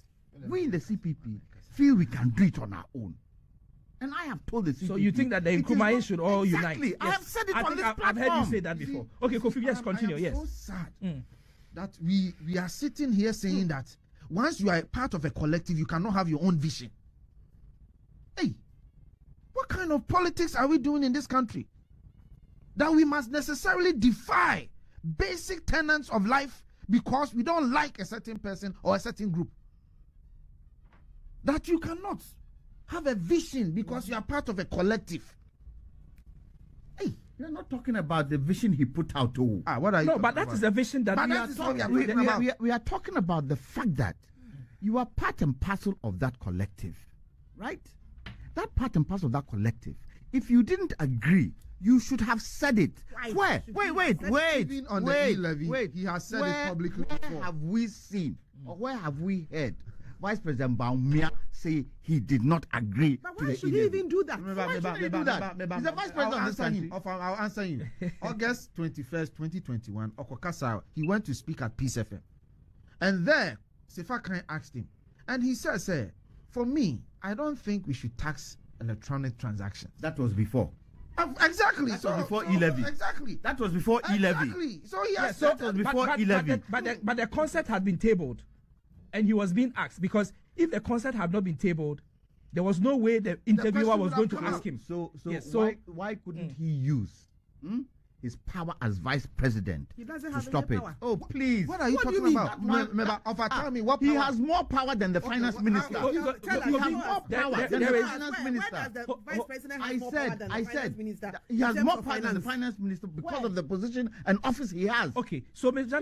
Jantua, I think that the clarification must be made, and I think Kofi Eunice Champoma is trying to advise you that don't do Wafasem here. Just deal straight with Wafa. It says deal with your point against Wafa, and then Eunice is the one advising you to do that. Eunice Champoma, your friend. So yes, and then so Ms. Jantua, I think that the position that Kofi is trying to articulate is that really, Dr. Bawumia was articulating his vision for wanting to be elected president, not in his capacity as serving as vice president. So he's saying that I am vice president, but now I'm looking for the ultimate. This is my vision for the ultimate. You don't want us to respect that vision? He's not supposed to have it.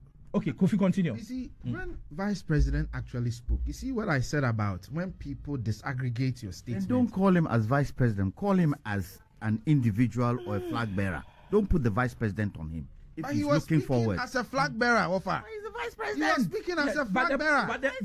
but the program he held. That is the sad bit of it. Yes. He's the So- vice president. Yeah, he's a serving vice president, but he's also the presidential candidate.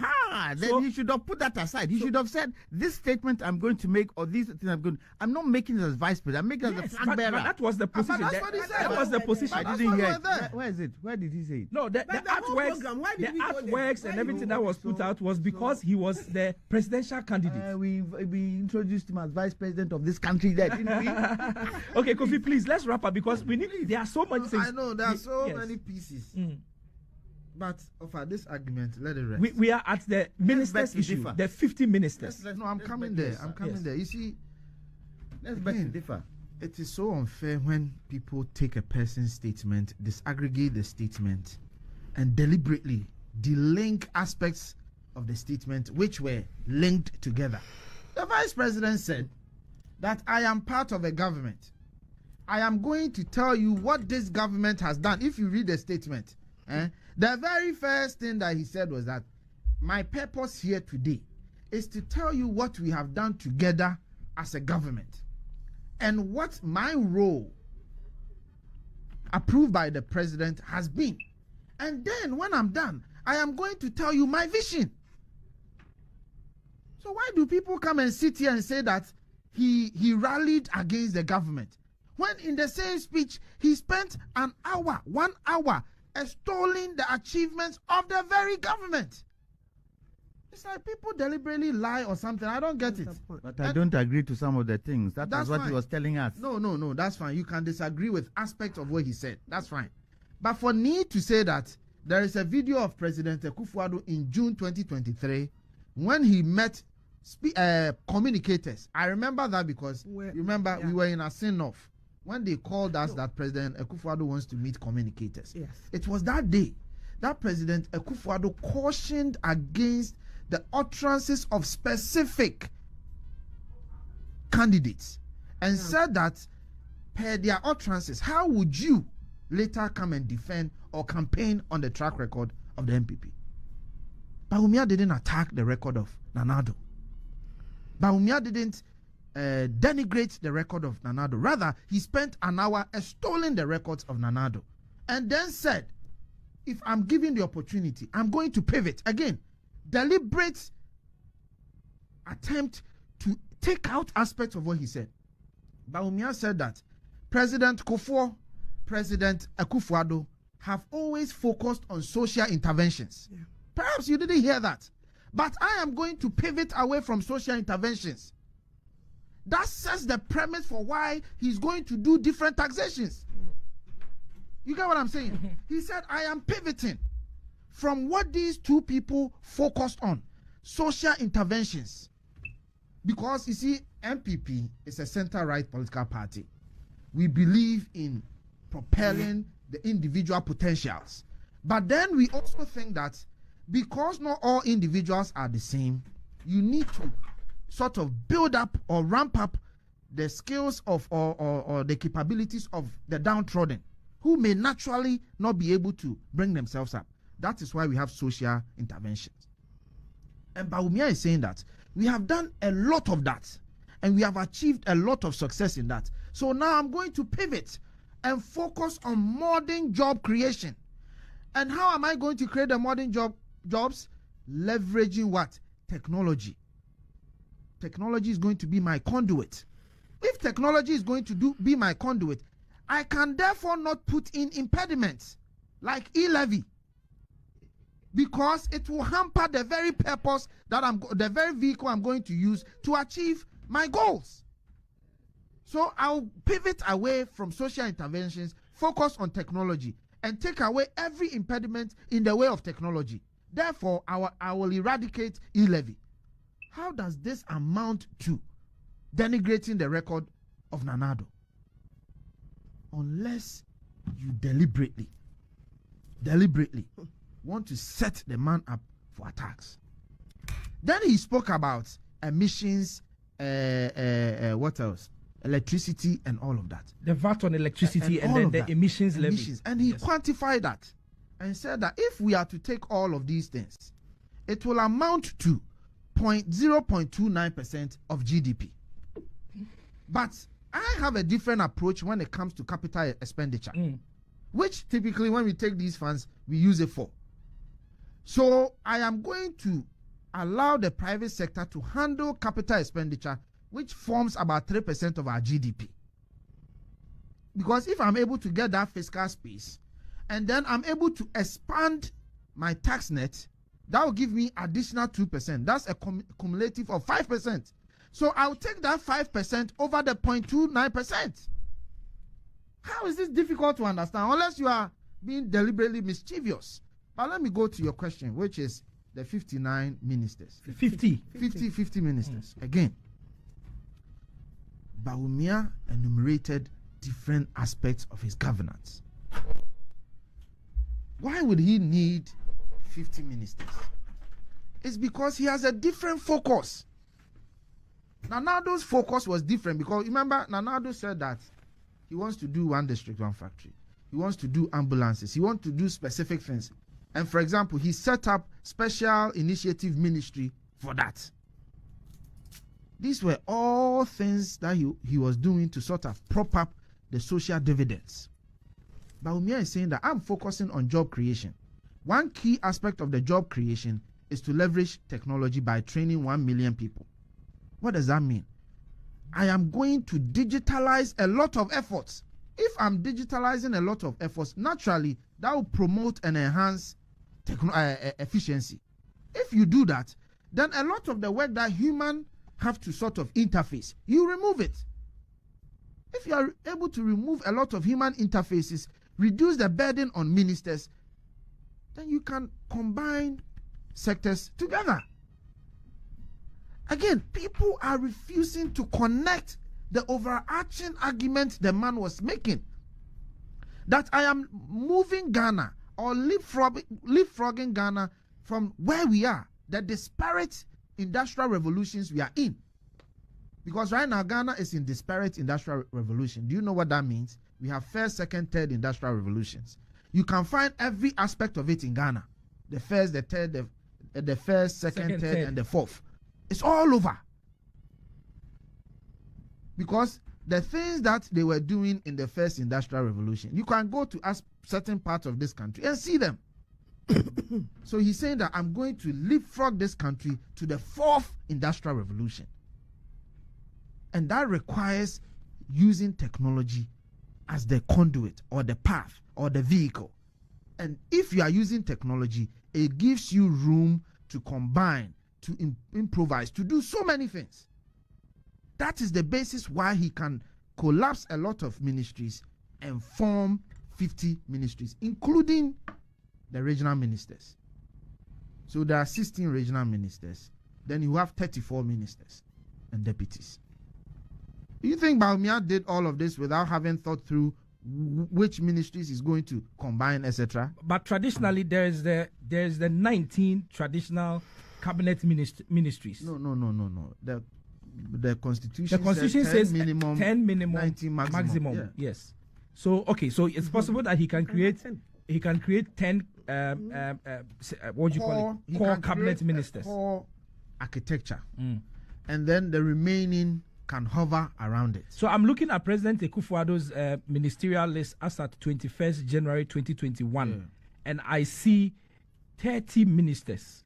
30 ministers. Yeah. So 30 substantive ministers. Yeah. So national security, finance, trade, defense, interior, foreign affairs, attorney general, local government, parliamentary affairs, communications, food, energy, education, health, land, roads, works, transport, fisheries, railways, sanitation, tourism, gender, chieftaincy, environment, science and technology, employment and labor, information, youth and sports, public enterprises, works and housing. Okay, I've mentioned works and housing. So works and housing has works and housing state, Minister of State. So in actual fact, it's 29 ministers, and then the regional ministers 16. Yeah. So if let's assume that you are even sticking to this, you are going to have 29 ministers, 16 regional ministers. When you do the mathematics, you are talking about what? If it were 30, 16, you are talking about 46. Yeah.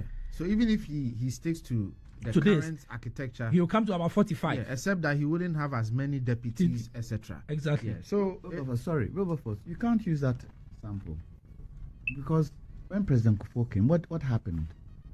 He increased and apologized to us for increasing, didn't he? So that sample you can't use. I don't understand.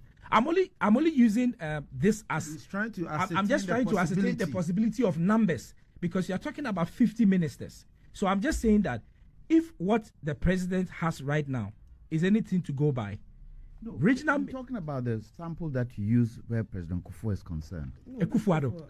That was Akufo-Addo. Sorry, not Kufuor. sorry. Akufo-Addo. Okay, yes. Yeah. So Wilberforce, I know there are more people to talk, so I'll end it here. On the day President Mills of blessed memory died, and we sworn in Mahama. Mahama came and immediately made some changes, including the chief of staff, Bebeko Mensah or something like that, because he was the chief of staff to President Mills. Mahama changed him, changed Anidaho, and brought a gentleman from UN. I forgot his name. Ben Doche Malo. Mahama was part of Mills's government. But immediately he got the opportunity, he turned the whole architecture upside down. Are you saying that? He was president then, wasn't he? But is Bawumia what Bawumia saying? Not when he becomes a president. Exactly that's the point. Bawumia is saying what he's going to do when he becomes a president. I haven't opposed it, have I? You have. No. You have. I said the sample that he was using. I thought it No. I'm referring you to the earlier conversation we had. No, let's talk about this. That earlier conversation, I beg to differ with you on it. That one I beg to differ with you on. So let's stick to this one. So Mahama came and decided that he would turn everything upside down and brought Julius Deborah, Malo, etc. Changed ministries, move ministers around. Even his focus changed the direction of his governance and did everything differently. Why can't Bawumia have his own vision? Now, lastly, even Mahama, who has been a president before, says that he has a different vision for Ghana. You know, I am a penny dano. So we should tell he has a vision. A different one from when he was a president. The very things he's saying he would do, why haven't you asked him, say, why didn't you do it when you had all the powers? What was an offer? Some of us have asked to. On other platforms. So if Mahama, who has been a president before, has had all the final says, has a right to have a different vision, how much more Bawumia? But that's it. Okay, so yes, very interesting thoughts if you ask me, and I'm coming to you, Amma. But let me just read this message to get out of the way, and then I can have you come in. So there's this message from Samuel who says that per what Ni is saying, does it mean Mahama has completed his tenure and he's still contesting? It's a question that Samuel Mensah is asking. Ni must stop being comical this morning. Arrest Bawumia for treason, shaking my head. That's according to Baba Chairman. And then Baba Al-Hassan says that Ni is just doing politics politics. Simple. The president takes the final decisions. That's according to Baba Al-Hassan. Baba, thank you for your message. Don Gazi says that until NDC studies Dr. Mahamudu Bawumia as an institution, they will continue to be a threat to the growth and development of Ghana. NDC have nothing to offer Ghanaians. Just look at how they are sweating the past few days because Dr. Bawumia has spoken. DMB is our next president. Simple. Okay, that's according to Don Gazi. Don, thank you for your message. And Baba Chairman says that I don't think we in the MPP should waste precious time trying to explain anything to the NDC and their likes. They are dazed by the splendid presentation of by the venerable Dr. Mahamudu Bawumia. It is like they are suffering from. Okay, I don't want to go there. Okay, so that's the message of Baba. Baba, thank you for your message. Abdul Basit Mahama, one of my favorite guys, has sent a message. It's long, but I'm going to read it. Article 60. He says, Article 60, there shall be a vice president of Ghana who shall perform such functions as may be assigned to him by this constitution or by the president. This is simple, plain, and unambiguous English language. It is sad that those we perceive to be knowledgeable suddenly cannot understand simple language, zero facts, straight assumptions, and ascribing phantom powers and roles to the vice president. The constitution says functions that may be assigned him by the president or this constitution. Which functions, according to the constitution or assigned by the president, has the vice president failed at? I asked Senior Kpapo to do Uncle Jantua, who's the sections so he says that I asked Senior Kpapo and to Uncle Jantua, who's inserting collective into Article 60, Mahama in Ashaman. So Mahama is saying that don't insert collective to the constitution. The constitution does not talk about collective. Don't the they constitution work collectively? Don't they work collectively? He says that it is not in the constitution. Do they not work collectively? Okay, so Ama, your thoughts on, and I'll come to Mr. Jantua and Ni on the 50 ministers. As for Ni, he needs to answer because his presidential candidate said he was going to do 60. Now that another says he's going to do 50, is he going to revise his own to 40? We need to ask. So Ama, your thoughts? One of the things that when you're looking for a job, or whether you're looking, like you write a CV or you are called for an interview, is your ability to act and behave in a team. So a lot of us write, I am a very good team player. I can work with a team. Because obviously, you cannot work by yourself.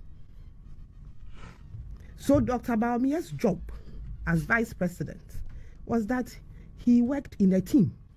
Let's go back to the oath that they took. You know, there's another oath that they take that says that they are going to preserve the secrecy. The oath of secrecy. The oath of yes. There's an oath of secrecy. Mm-hmm. So because I do not agree, let's even assume that there was a disagreement. Then Dr. Bawumia, as vice president of Ghana, will come out and tell all of us that me, Mahamudu Bawumia, vice president of Ghana, who have taken this oath, do not agree with 70% of cabinet on e-levy. Therefore, I'm coming to tell Ghanaians. Is that what we do? In your house, when you have a disagreement with your wife, who is my sister, then your wife, oh yes, his wife is my sister. That is very true. Then his wife will call your all family members in the family group chat. My husband will Wilberforce. He's done this. He's done me this. Doesn't happen. I do not agree with tell me doesn't happen. Does that? Tell me doesn't happen. As far as I'm concerned, it has never happened. If it doesn't happen, maybe in your family. Why are you telling me? You don't live in Ghana. Your wife will come on the group chat and tell the family group chat that Wilberforce. You're telling me it doesn't happen. Is this? When you are a unit, that wife, I'm sure in the next few days you call daddy and tell him that it's okay, and I won't do again. So in every group, in every society, there are things you can say and things you cannot say. There are things you agree with. We are not robots. Dr. Bawumia, with all due respect, is not a robot. He's a human being, a very smart one at that. He knows what he wants. He knows what is he has his mind. I mean, this whole thing showed you.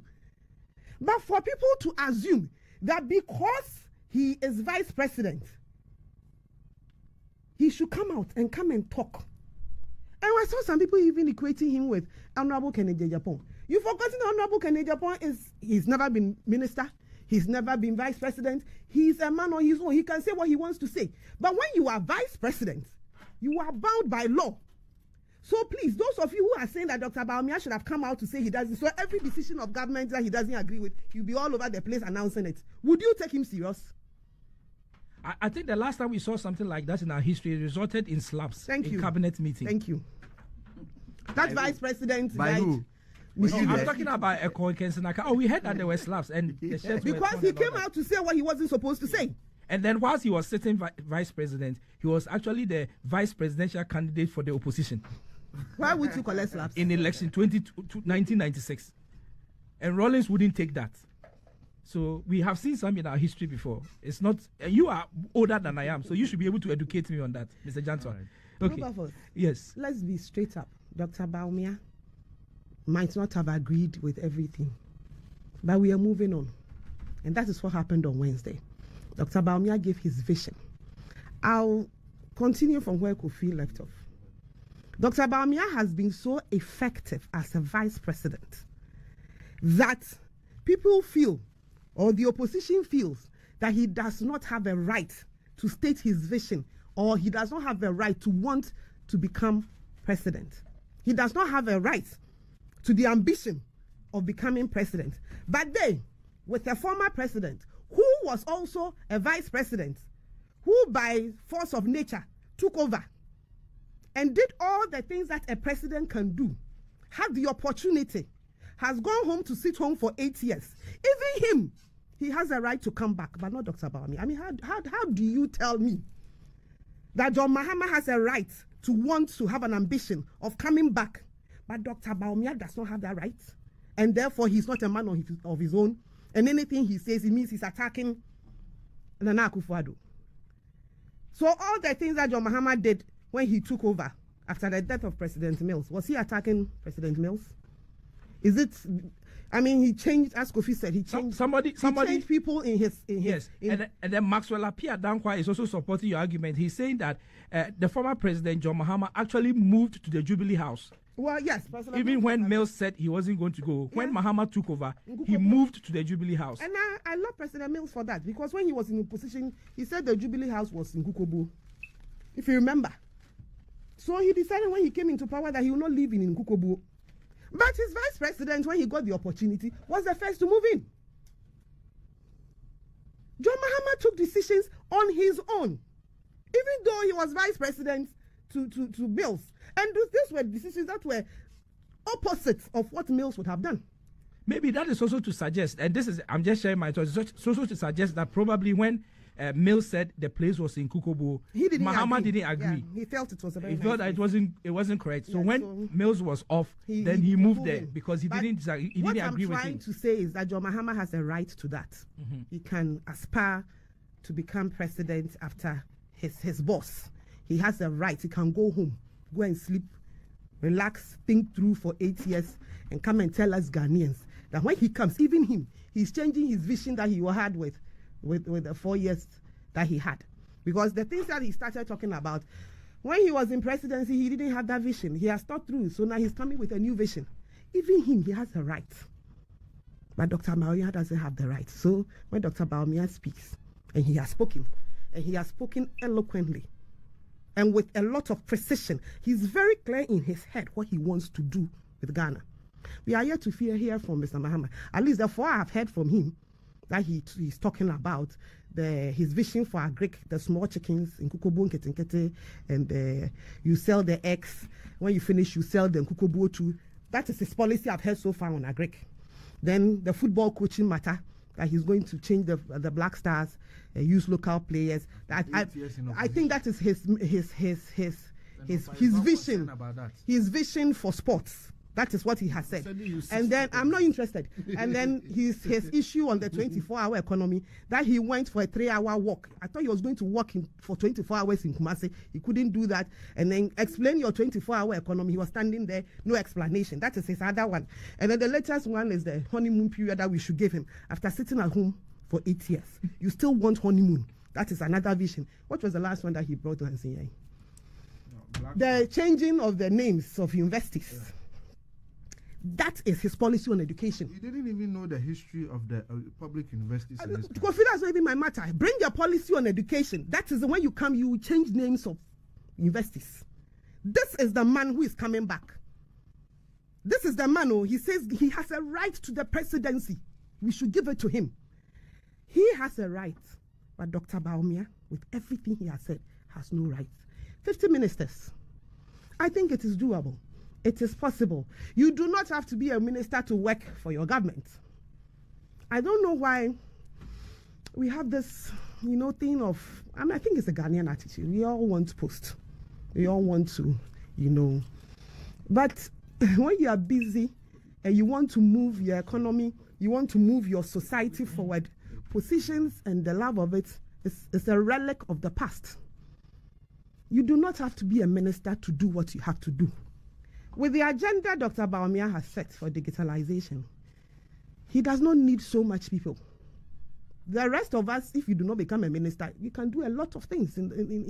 So he can and he will do it. For me, I think it's one of the best decisions he has taken. Some say that there's a possibility. Some say there's a possibility that he might not have deputy ministers after all. Well, we didn't have. Nana Addo Dankwa Akufo-Addo decided in his second term he will not have deputy regional ministers.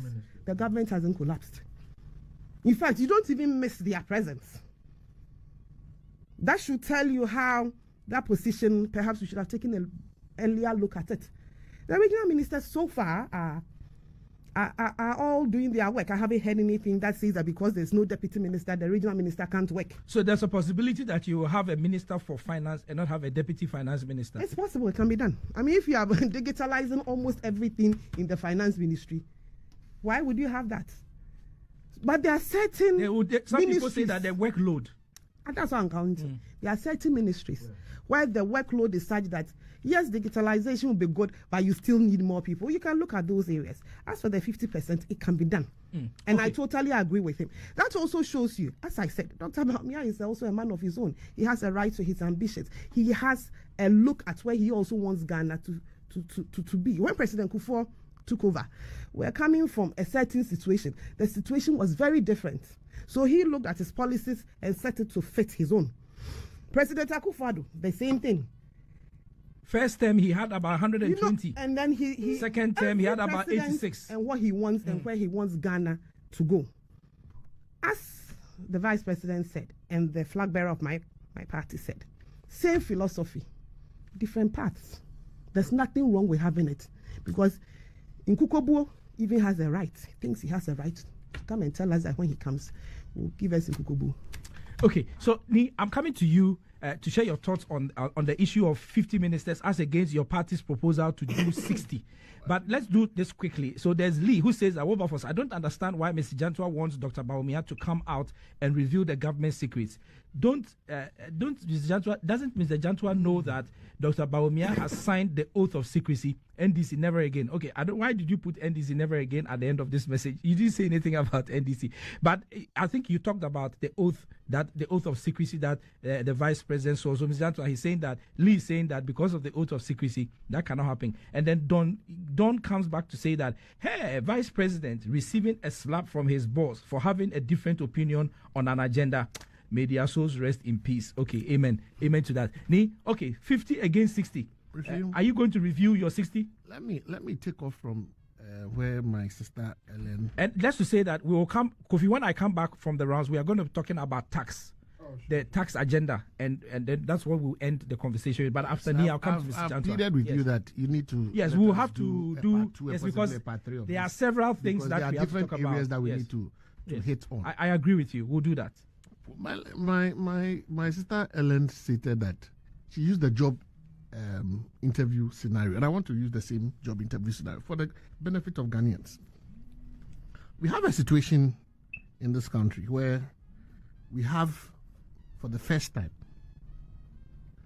and I think every 4 years, everybody around this table agree that the presidential candidates are literally applicants for a job. They are applying to be president of the Republic of Ghana. Yeah. You understand? And so we are allowed to examine their CVs, you understand, and their application letters.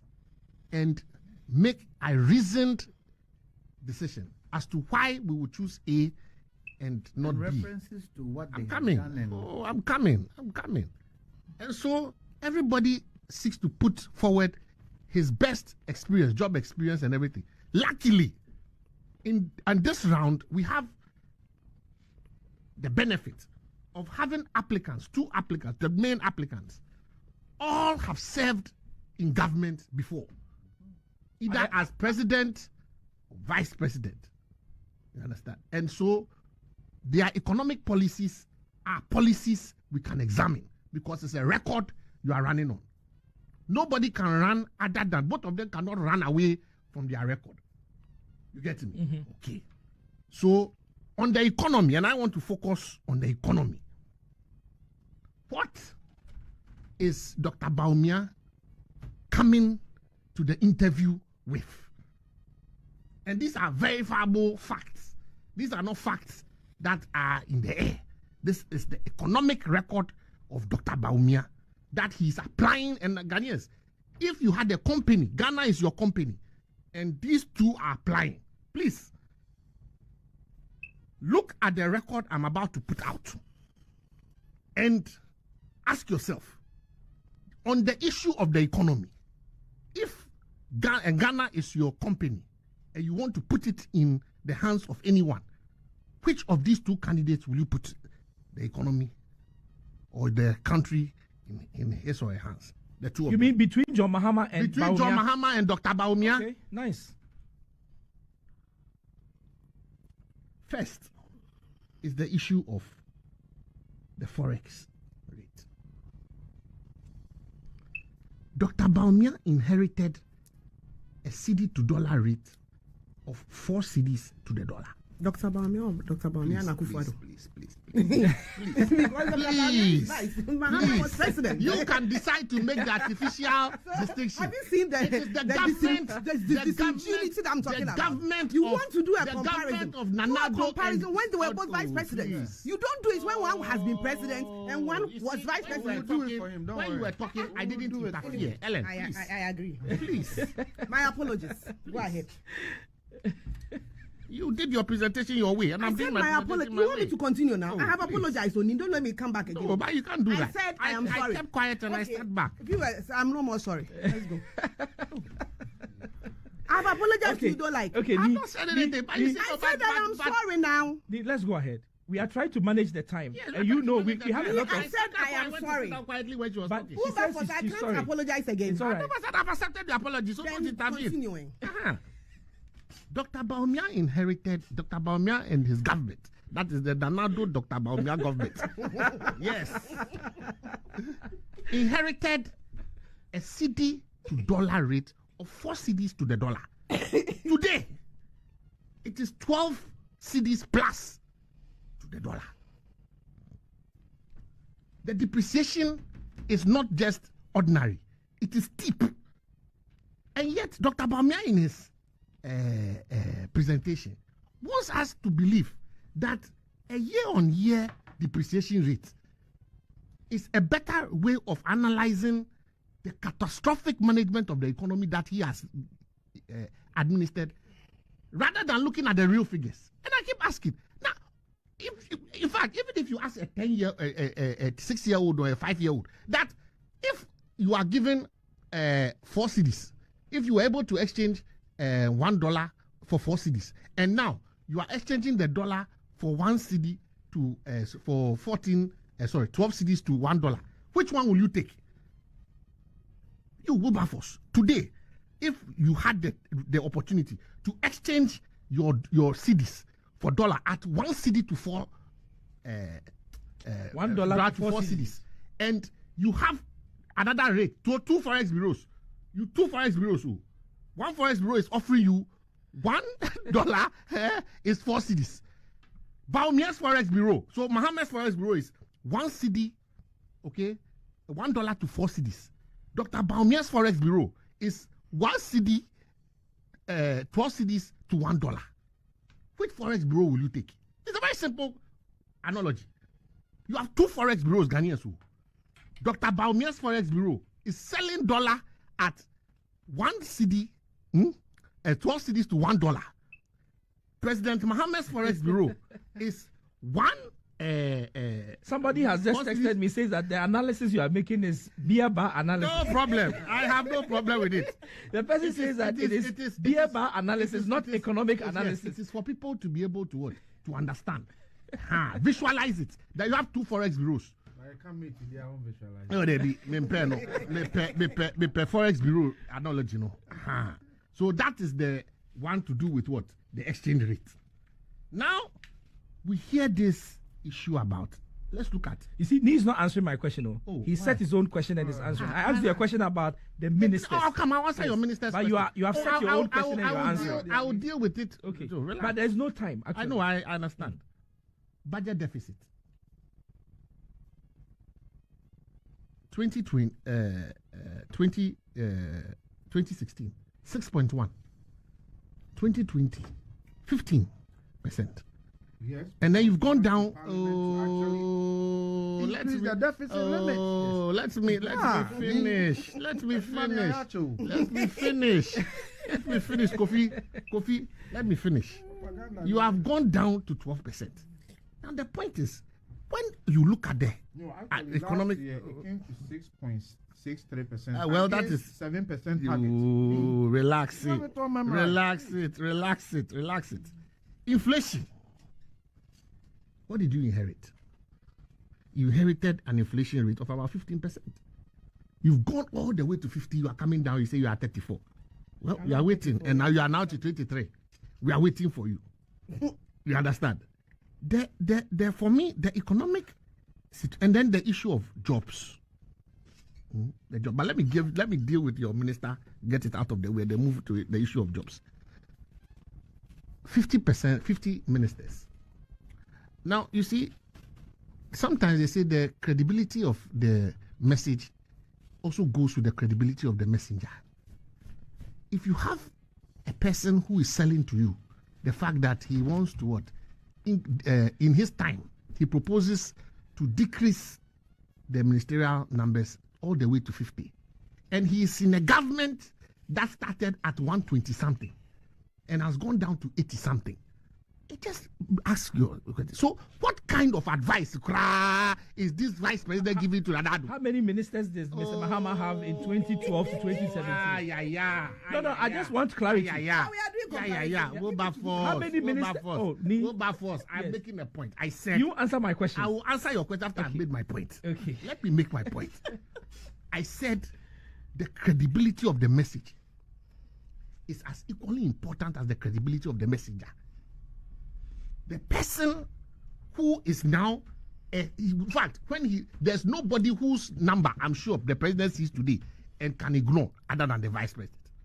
The vice president, as Mr. Jantua said, has automatic access to the president at all times. So if he says, and we take him on his word, that he's an advisor, meaning he has automatic acceptance of his advice. Let me finish. Where you have your time, you can automatic make your point. Entry means automatic acceptance. It means that the quality of advice you have been giving him has been so bad that he has decided that he will close his ears to you. Because if the president is supposed to take his primary advice from you, the vice president, and in the first term you advised him to appoint 123 plus ministers, and then in the second term you've reduced it to what? 86. Then you understand one of the cries of Ghanaians, that your government is bloated. And because of the bloated nature of your government, it has affected our what? Our economy. And so when we say that these 50 ministers, are you sure that we can trust you? Because you see, two of the biggest problems Dr. Bawumia has now is trust and credibility. He has a trust deficit with Ghanaians. He has a credibility crisis with Ghanaians. Dr. Bawumia. Nothing he says. Can we trust Mr. Mahama to do 60? Can we trust Dr. Mr. Mahama to do 60? If you can trust somebody who has done 123 and tells you today he will do 50, okay, as opposed to somebody who never crossed those numbers. I think Mr. Mahama's tenure as president between 2012 and 2017, I think he had about 78 ministers. 85 ministers. 85. Yes. Now he wants to do 60. He says he wants to do 60. Yes. Somebody when he did one, And your people he did even did it 123. himself. Yeah. Dr. 123. I have said, supporting and Anado I'm on to record. do it. I'm on record, perhaps one of the few people to say that I think that any person who wants to run Ghana's government can run it at 35. If you take that, if you take 35 ministers. Regional ministers. Oh yes. Wow. So tell me how much to Hold do on. that. then. Help me. So you take the, 16 you see the constitution has a certain architecture. If you look at one of the National Security Council membership, you would kind of see what the constitution and our founding fathers consider to be some of the essential ministries. You understand? Take those 19 as the cabinet size is supposed to be. What's the number you are working with? 35. I'm looking at 35. Let's say maximum 40. Okay, let's say 40. Because of course, I agree that the regions, even that you see, the public service, and if we don't politicize the public service, and it remains or it should remain, even if we decide to politicize the public service, we can actually appoint the chief directors as political appointees. You understand? Because at the end of the day, career. no, but you see, servants.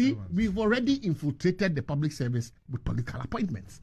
So if we are saying that we want to cut back, you see, because the issue of the ministers is a drain on the government purse. So if we are all, because civil servants still part in a big. oh please come on, listen, we already know that some of the key positions are being given on, but when I get you. the parliamentary elections, a lot of the public servants stood on the ticket of political parties, especially the MPP. So there's no secret. It is an open secret that a number of public appointees are political figures, and they stood for public elections. One of it is the Controller and Accountant General, Whom you have taken to court. fine, and On then behalf you have, of your client. and you have the National Sports Council boss, for example, in another. So there are a number of them.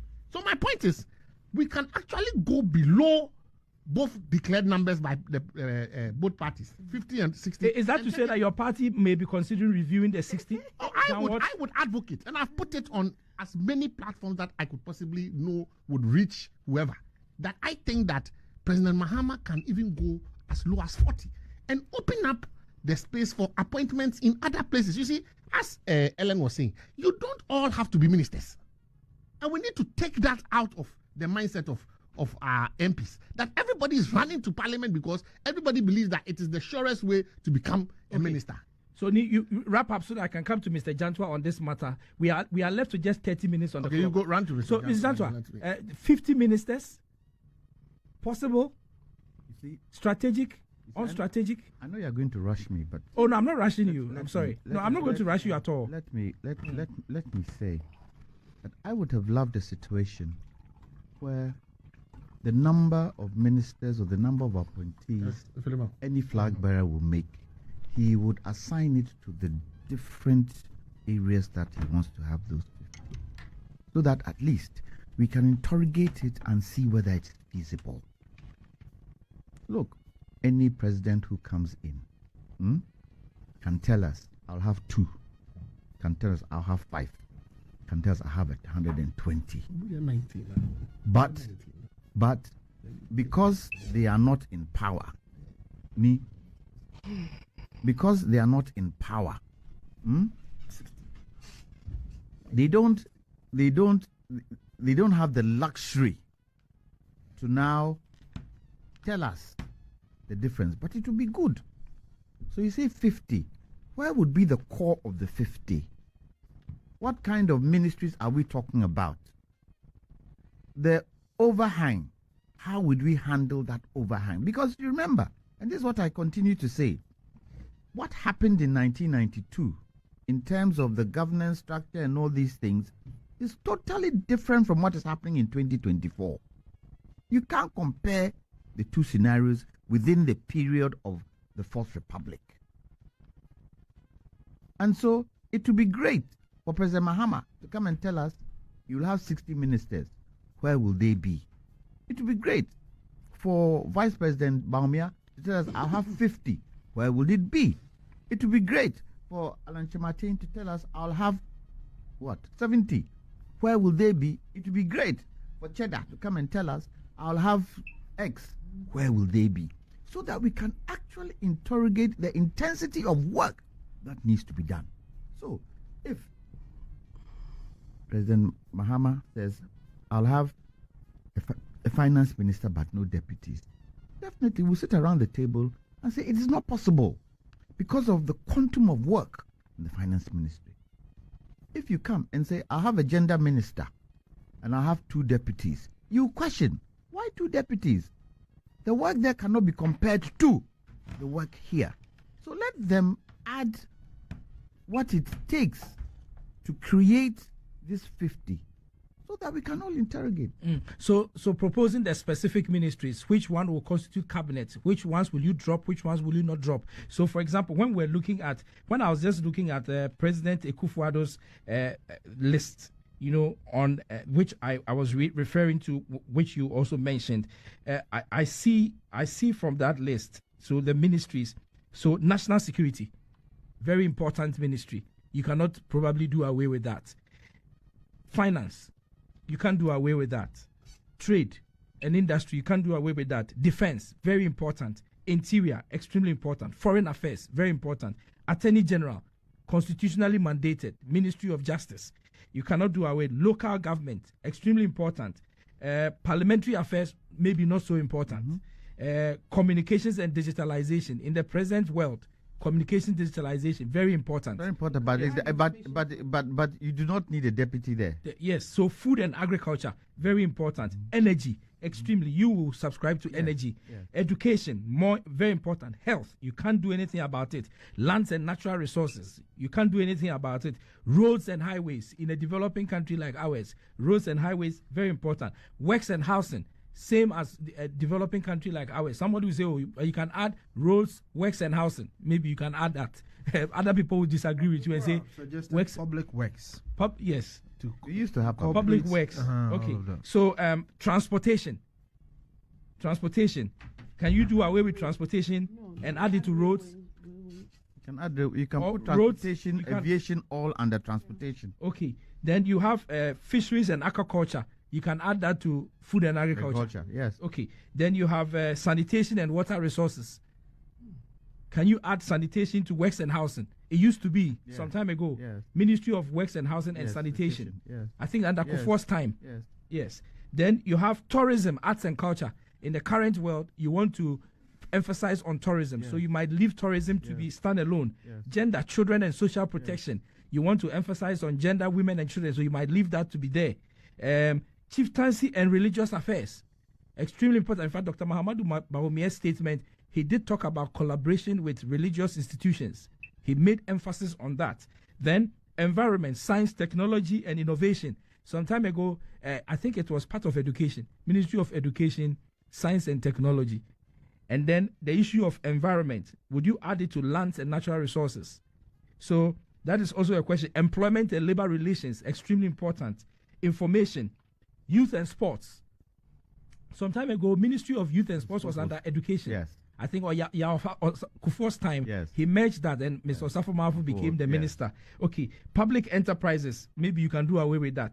So these are the... You see, the major challenge we have with our politics is the bit where the president comes in and he needs jobs for the boys. That is the major challenge we have. If we can eliminate that and the expectation of others, because they have in some way helped in financing the party to get to where it has gotten to, and pressure is put on some of these leaders to choose others in, because sometimes it's not only the ministers that have come in, it is those who are on the side who have also been brought in. If you are able to cut that, then you'll be able to cut the kind of expenditure that is associated with it. Okay, so Maxwell, and I'm coming to you, Kofi, shortly. Maxwell on Facebook says that because the economy was very solid before 2020 elections, Nick Bako and his cohort said, we don't eat economic indices, but now want us to use the same indices to support his analogy. Politics. Maxwell, thank you for your message. Nick wants us to talk about comparison of candidates? Question. It's an international record that JM, which is John Mahama, is government official number 1. And the Crown Court transcripts has horrifying and disgusting conduct of GO1, including not wanting to recognize in communications involving the Airbus bribery investigations by being blind copied. So if JM were in the shoes of former President Trump, he would have been indicted by now. The truncation of prosecution and investigation into Airbus in the UK was not because GO1 and others were innocent, but because the fine was paid. So he goes on to say that being found not guilty isn't the same as being innocent. If we want to be petty and mischievous, JM would have no moral authority to talk about bad governance, or in some jurisdictions, he would dare not attempt to return to office. So that is Abdul's message. Abdul, thank you for your message. What Ni is doing in the studio of Asase amounts to voodoo economics, nothing more, nothing less. So if the VIP has an unlimited access to the president, does that make VIP the president? Obaforce, please help Ni check his temperature. Okay. Temperature is okay. All right, I think Ni's temperature is okay. Yes, I agree with you. So there's another one here who says that I disagree with the VIP about scrapping e-levy. Our economy is still informal, and hence indirect taxes have better yield than direct taxes, and hence so the e-levy will help us bridge the fiscal gap. So that's Christopher saying that he thinks so. So somebody says DMB all the way. Okay, so DMB has heard what you said. So the challenge surrounding NDC's confusion about DMB's personal vision is rooted in the fact that there has never been a vice president who's running for office while in government in Ghana. Even the political scientists have not foreseen the tricky balance that the vice president has to toe in his vision. So this is a text that Mahama is actually saying that this is the first time you have a sitting vice president contesting to become president in an election. We've never had it. Well, we had it. Mills was a vice president when he was elected presidential candidate for the NDC in 2000. Yeah, so he was a sitting vice. That's why he said he was in motion. I remember Mills saying that he was in motion and so he should be voted for. And by you consult 24/7. 24/7. Yeah, so I think that there's been that example in Mills in 2000, and it's been repeated in 2024. Okay, Kofi. Before Kofi comes in, one thing Ellen said, I don't think we're saying Vice President Bawumia doesn't have a right to stand as president. Well, I'm not questioning his right to stand as president, nor am I questioning President Mahama's right to stand as president. Anybody who feels they have the wherewithal to stand for president has the right to stand for president. So I don't see the question of rights in this particular argument. If he feels he has the wherewithal to stand as president, December 7th will show. The people of Ghana will decide. So we all have rights to stand if we want to. Okay, great. So, Kofi, let's wrap up our conversation today on the issue of taxes. So you need to explain, set the tone for what Vice President Mahamudu Bawumia, and presidential candidate of the NPP, put out there when he said he intends to introduce flat rate VAT, especially for those who are importing spare parts and all that, 20-footer container, 40-footer container. What is really the tax policy out of Dr. Bawumia's presentation? Okay, thank you very much. And just before you continue, just to let listeners know that it is impossible for us to exhaust everything the Vice President said, because there are issues of the economy itself, there's issue about mining, there are issues of cost of living, there are issues of constitutional reforms. We cannot talk about all of them. Possibly there will be a second version of this program in next week, where or even a third. Ni is proposing for a third one. So we'll take the issues and interrogate them and all that. So, Kofi. Yeah, so let the record show that we are yet to really hear of a cogent, and I'm using this word advisedly, and sensible alternative to what he has said. I'm yet to... That's a bit harsh. No, and I said advisedly. To Sebi. But I know shit. No. But I'm saying that something superior. Okay. That's fine. So I'm saying that. Sensible, I know shit. Oh, but if it's fair enough, let's not debate. Superior. So superior. I take away. Fine gentleman. I'll take away. So I'm saying that I'm yet to hear any superior argument or alternative to what he has said so far. What you hear really is an attempt to sort of dent his credibility. All that the NDC has done since Wednesday evening. In fact, before he started talking, they did a hashtag Bawulaya on social media. Hashtag which they created. And it's a fact. Sammy Gyamfi led the creation of that hashtag. And Joy has established that the hashtag was established by the NDC. There's a whole documentary on it. So the Tuesday evening, they started it, premising that they were not interested in the content, but they were more interested in discussing his credibility, to say that he's a liar. But let me interrupt. Yeah. While they were there, their general secretary was doing tribalism in the north. Yeah, and he has to be extremely careful. Fifi Kwete has to be extremely careful. I want to hear Nick Papo's response to that. You go stand in the north. Yeah, go stand in the north. I'm yet to hear of any tribal. Oh, I'll give you some. Oh, yes, I know he issued a statement. Have you seen his statement? You've seen Fifi's statement denying the fact that he's ever uttered any tribalistic. But he was in the north. No, but the point is, the man himself has said he never did those things. He said it. There are videos of him saying play this. the videos. But this is media playing. I think Okay, your producer so let's not divert the conversation. Let's stick to the conversation now. Yes, sending you the we need to Okay, allow please do. since it's come up. He went to the north and said they shouldn't vote for Bawumia because it's a disgrace. It's a disgrace. He said that. I think he said something similar in the Volta region. In the Volta He region, was asking that the people of the Volta region should stick to NDC. They should be sticklers to the NDC, and that they should tell their children not to vote for any other party but the NDC. Yes. I remember that this statement is attributed a to him. doing Yes. tribalism, and we need to condemn it. And I'm surprised civil society organizations and neutrals like Mr. Janto have not said anything about these things. They haven't heard. But you see, at the right time, we'll discuss it. Neutrals like your uncle. Okay. Just like who? You haven't heard me on other platforms. Have you condemned this? You haven't heard me on other platforms. Or have you Listen to condemned me. it? I said, listen to me on other platforms. Have you condemned Yes, it? I've talked about it. Okay, then thank you. So apologize to me. Okay, I apologize. Anyway, so going back to what their strategy is. So they've refrained from attacking the content because they know they will lose the debate if they go at the content. But let me tell you, this election is going to be Bawumia and Mahama, not NDC and NPP. Because Ghanaians know that they have two political parties, whatever you do. So they are now going to focus on who in which political party we are going to work with. So this election is going to be a referendum on Bawumia. It's going to be a choice between Bawumia and Mahama. And we would dispassionately discuss the credibility issue.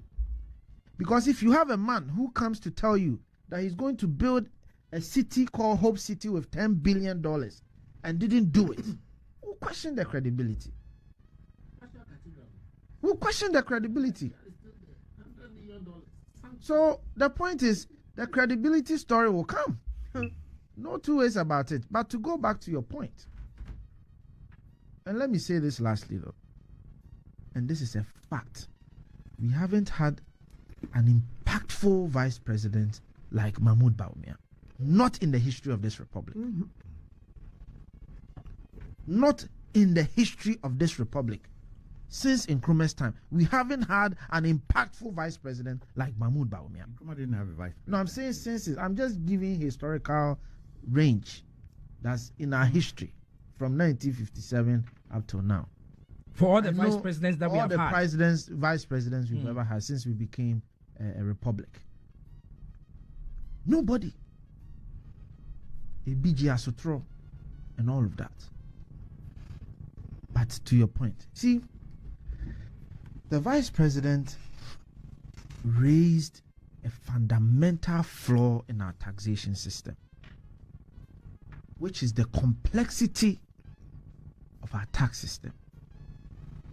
The complexity of the law, complexity of the implementation.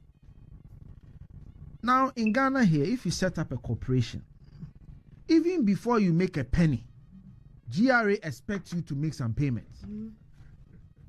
I set up a small company, I think around 2017, thereabout.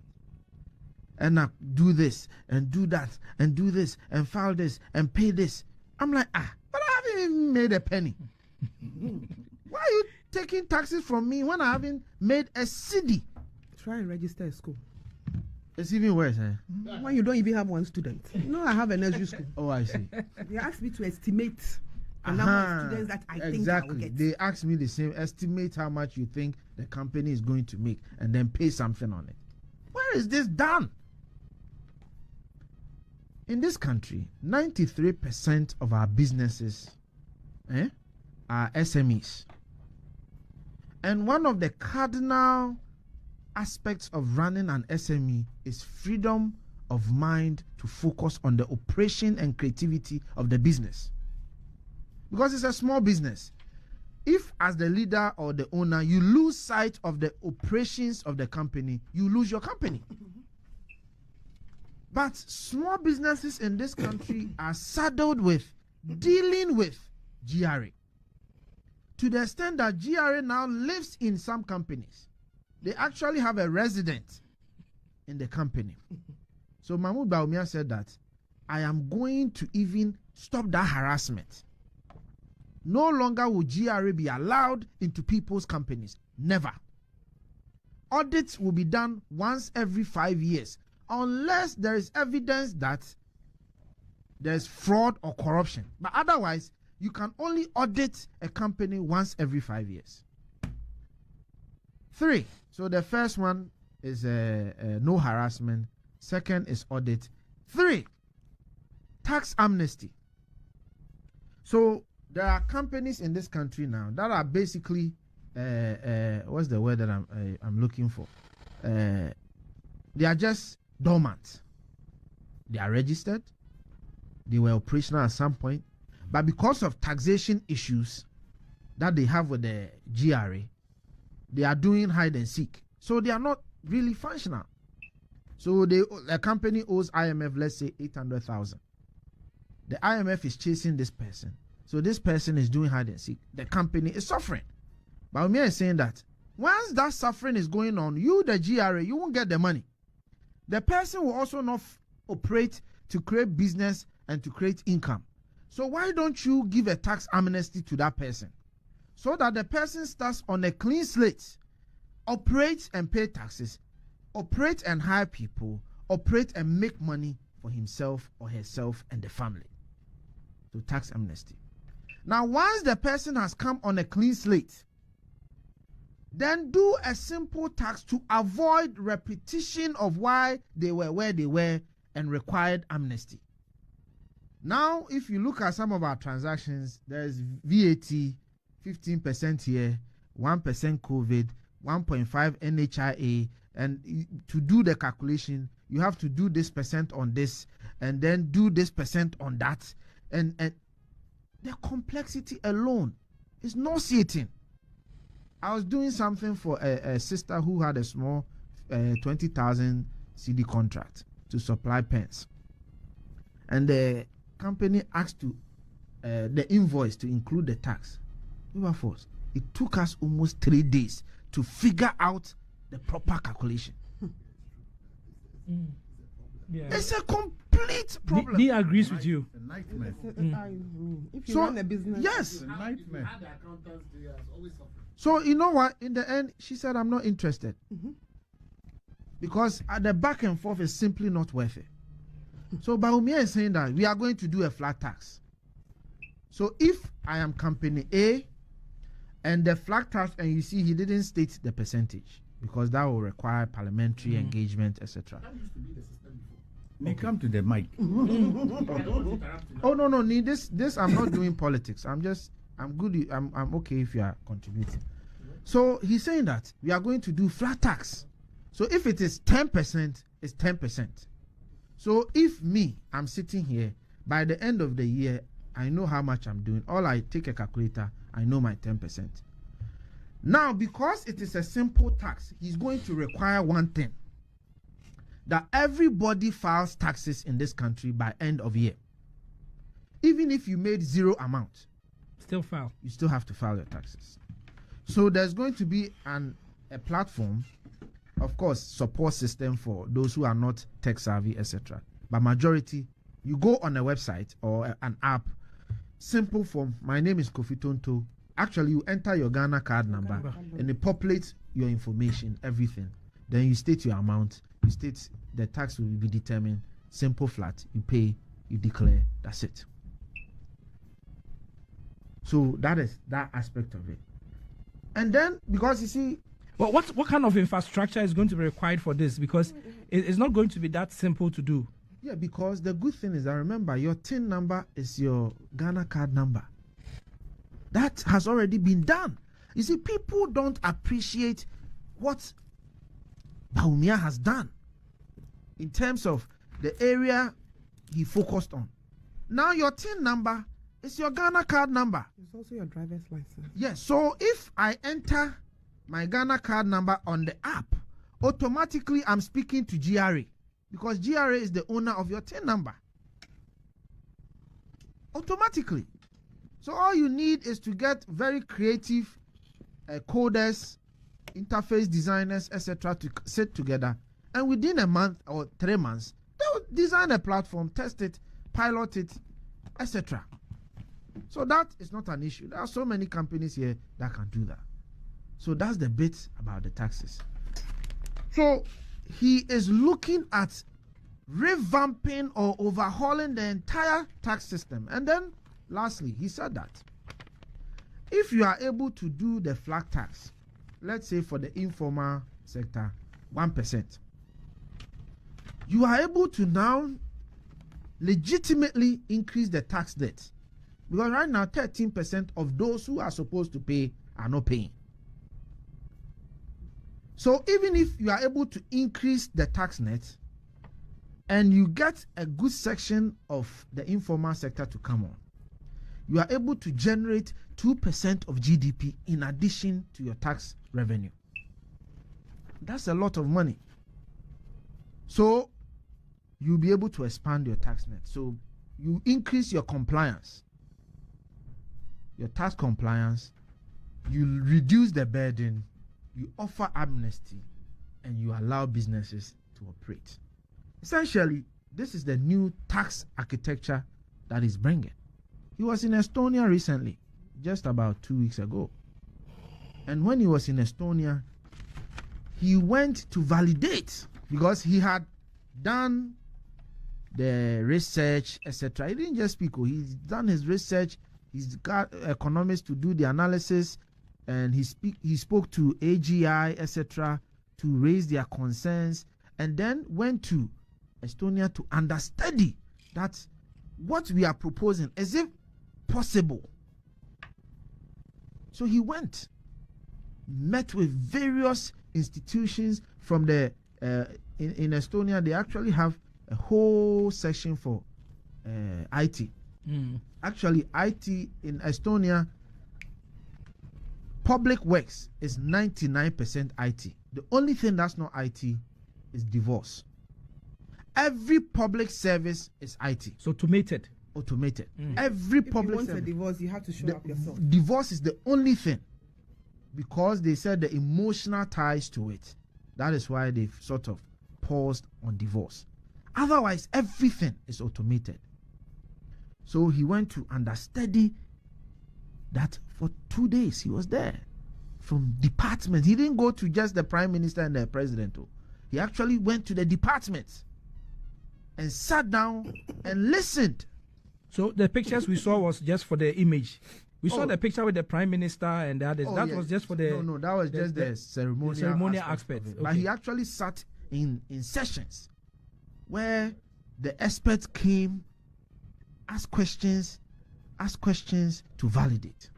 So you can see that this is not a man who is just talking that I want to do this, I want to do that because it's a populist. No.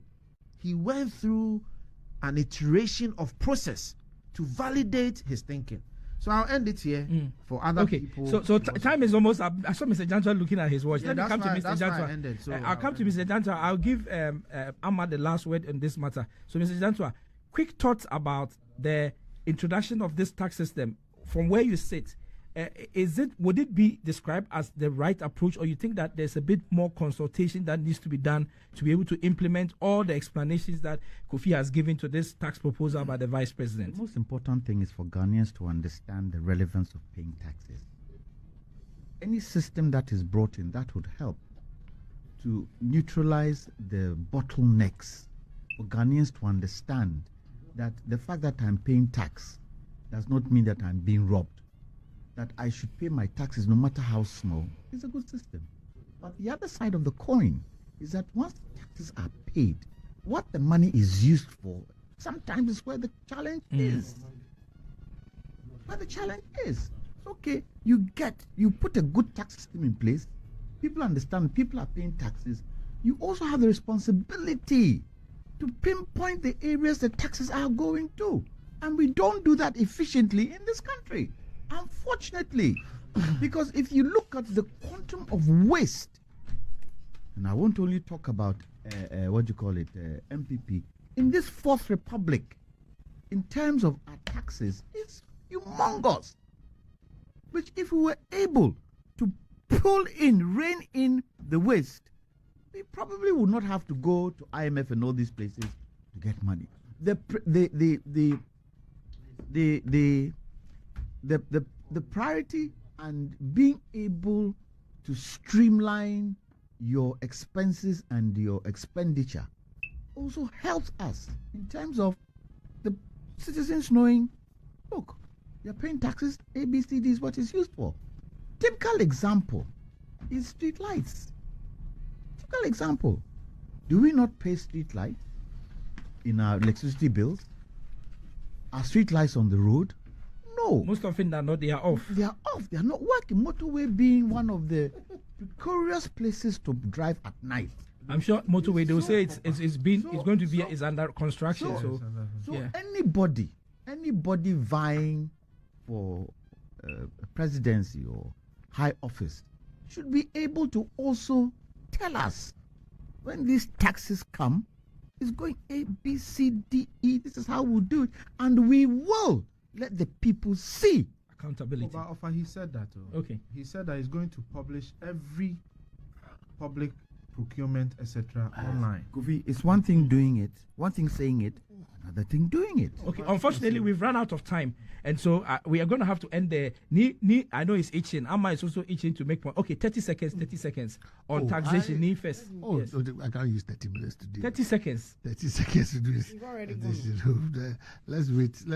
We are going to have the next session. Come back. Yes. I think it's good. But there's four people answering, so we can continue. The what do you call it? The two major flag bearers are dishing out policies. I've sent my good friend Kofi and Ellen John Mohammed's policies, about 60 out so far, and we are looking for more. I think that is good. It's healthy.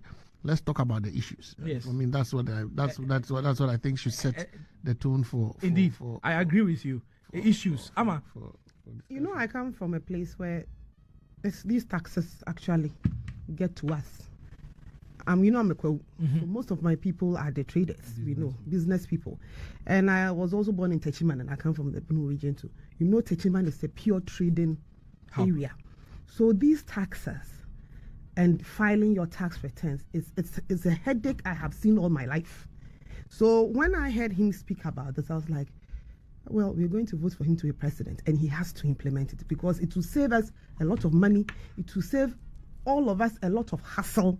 And I think we will get more money out of it than what is going on now. It will widen the tax net. I think that's the focus. Yeah. The widening of the tax net. Compliance, widen the tax net. Yeah, that's the then purpose. You have what is going on. I have to blame your finance minister, don't you? Okay. The container one. So the whole idea is that when you bring containers, that is only on spare parts.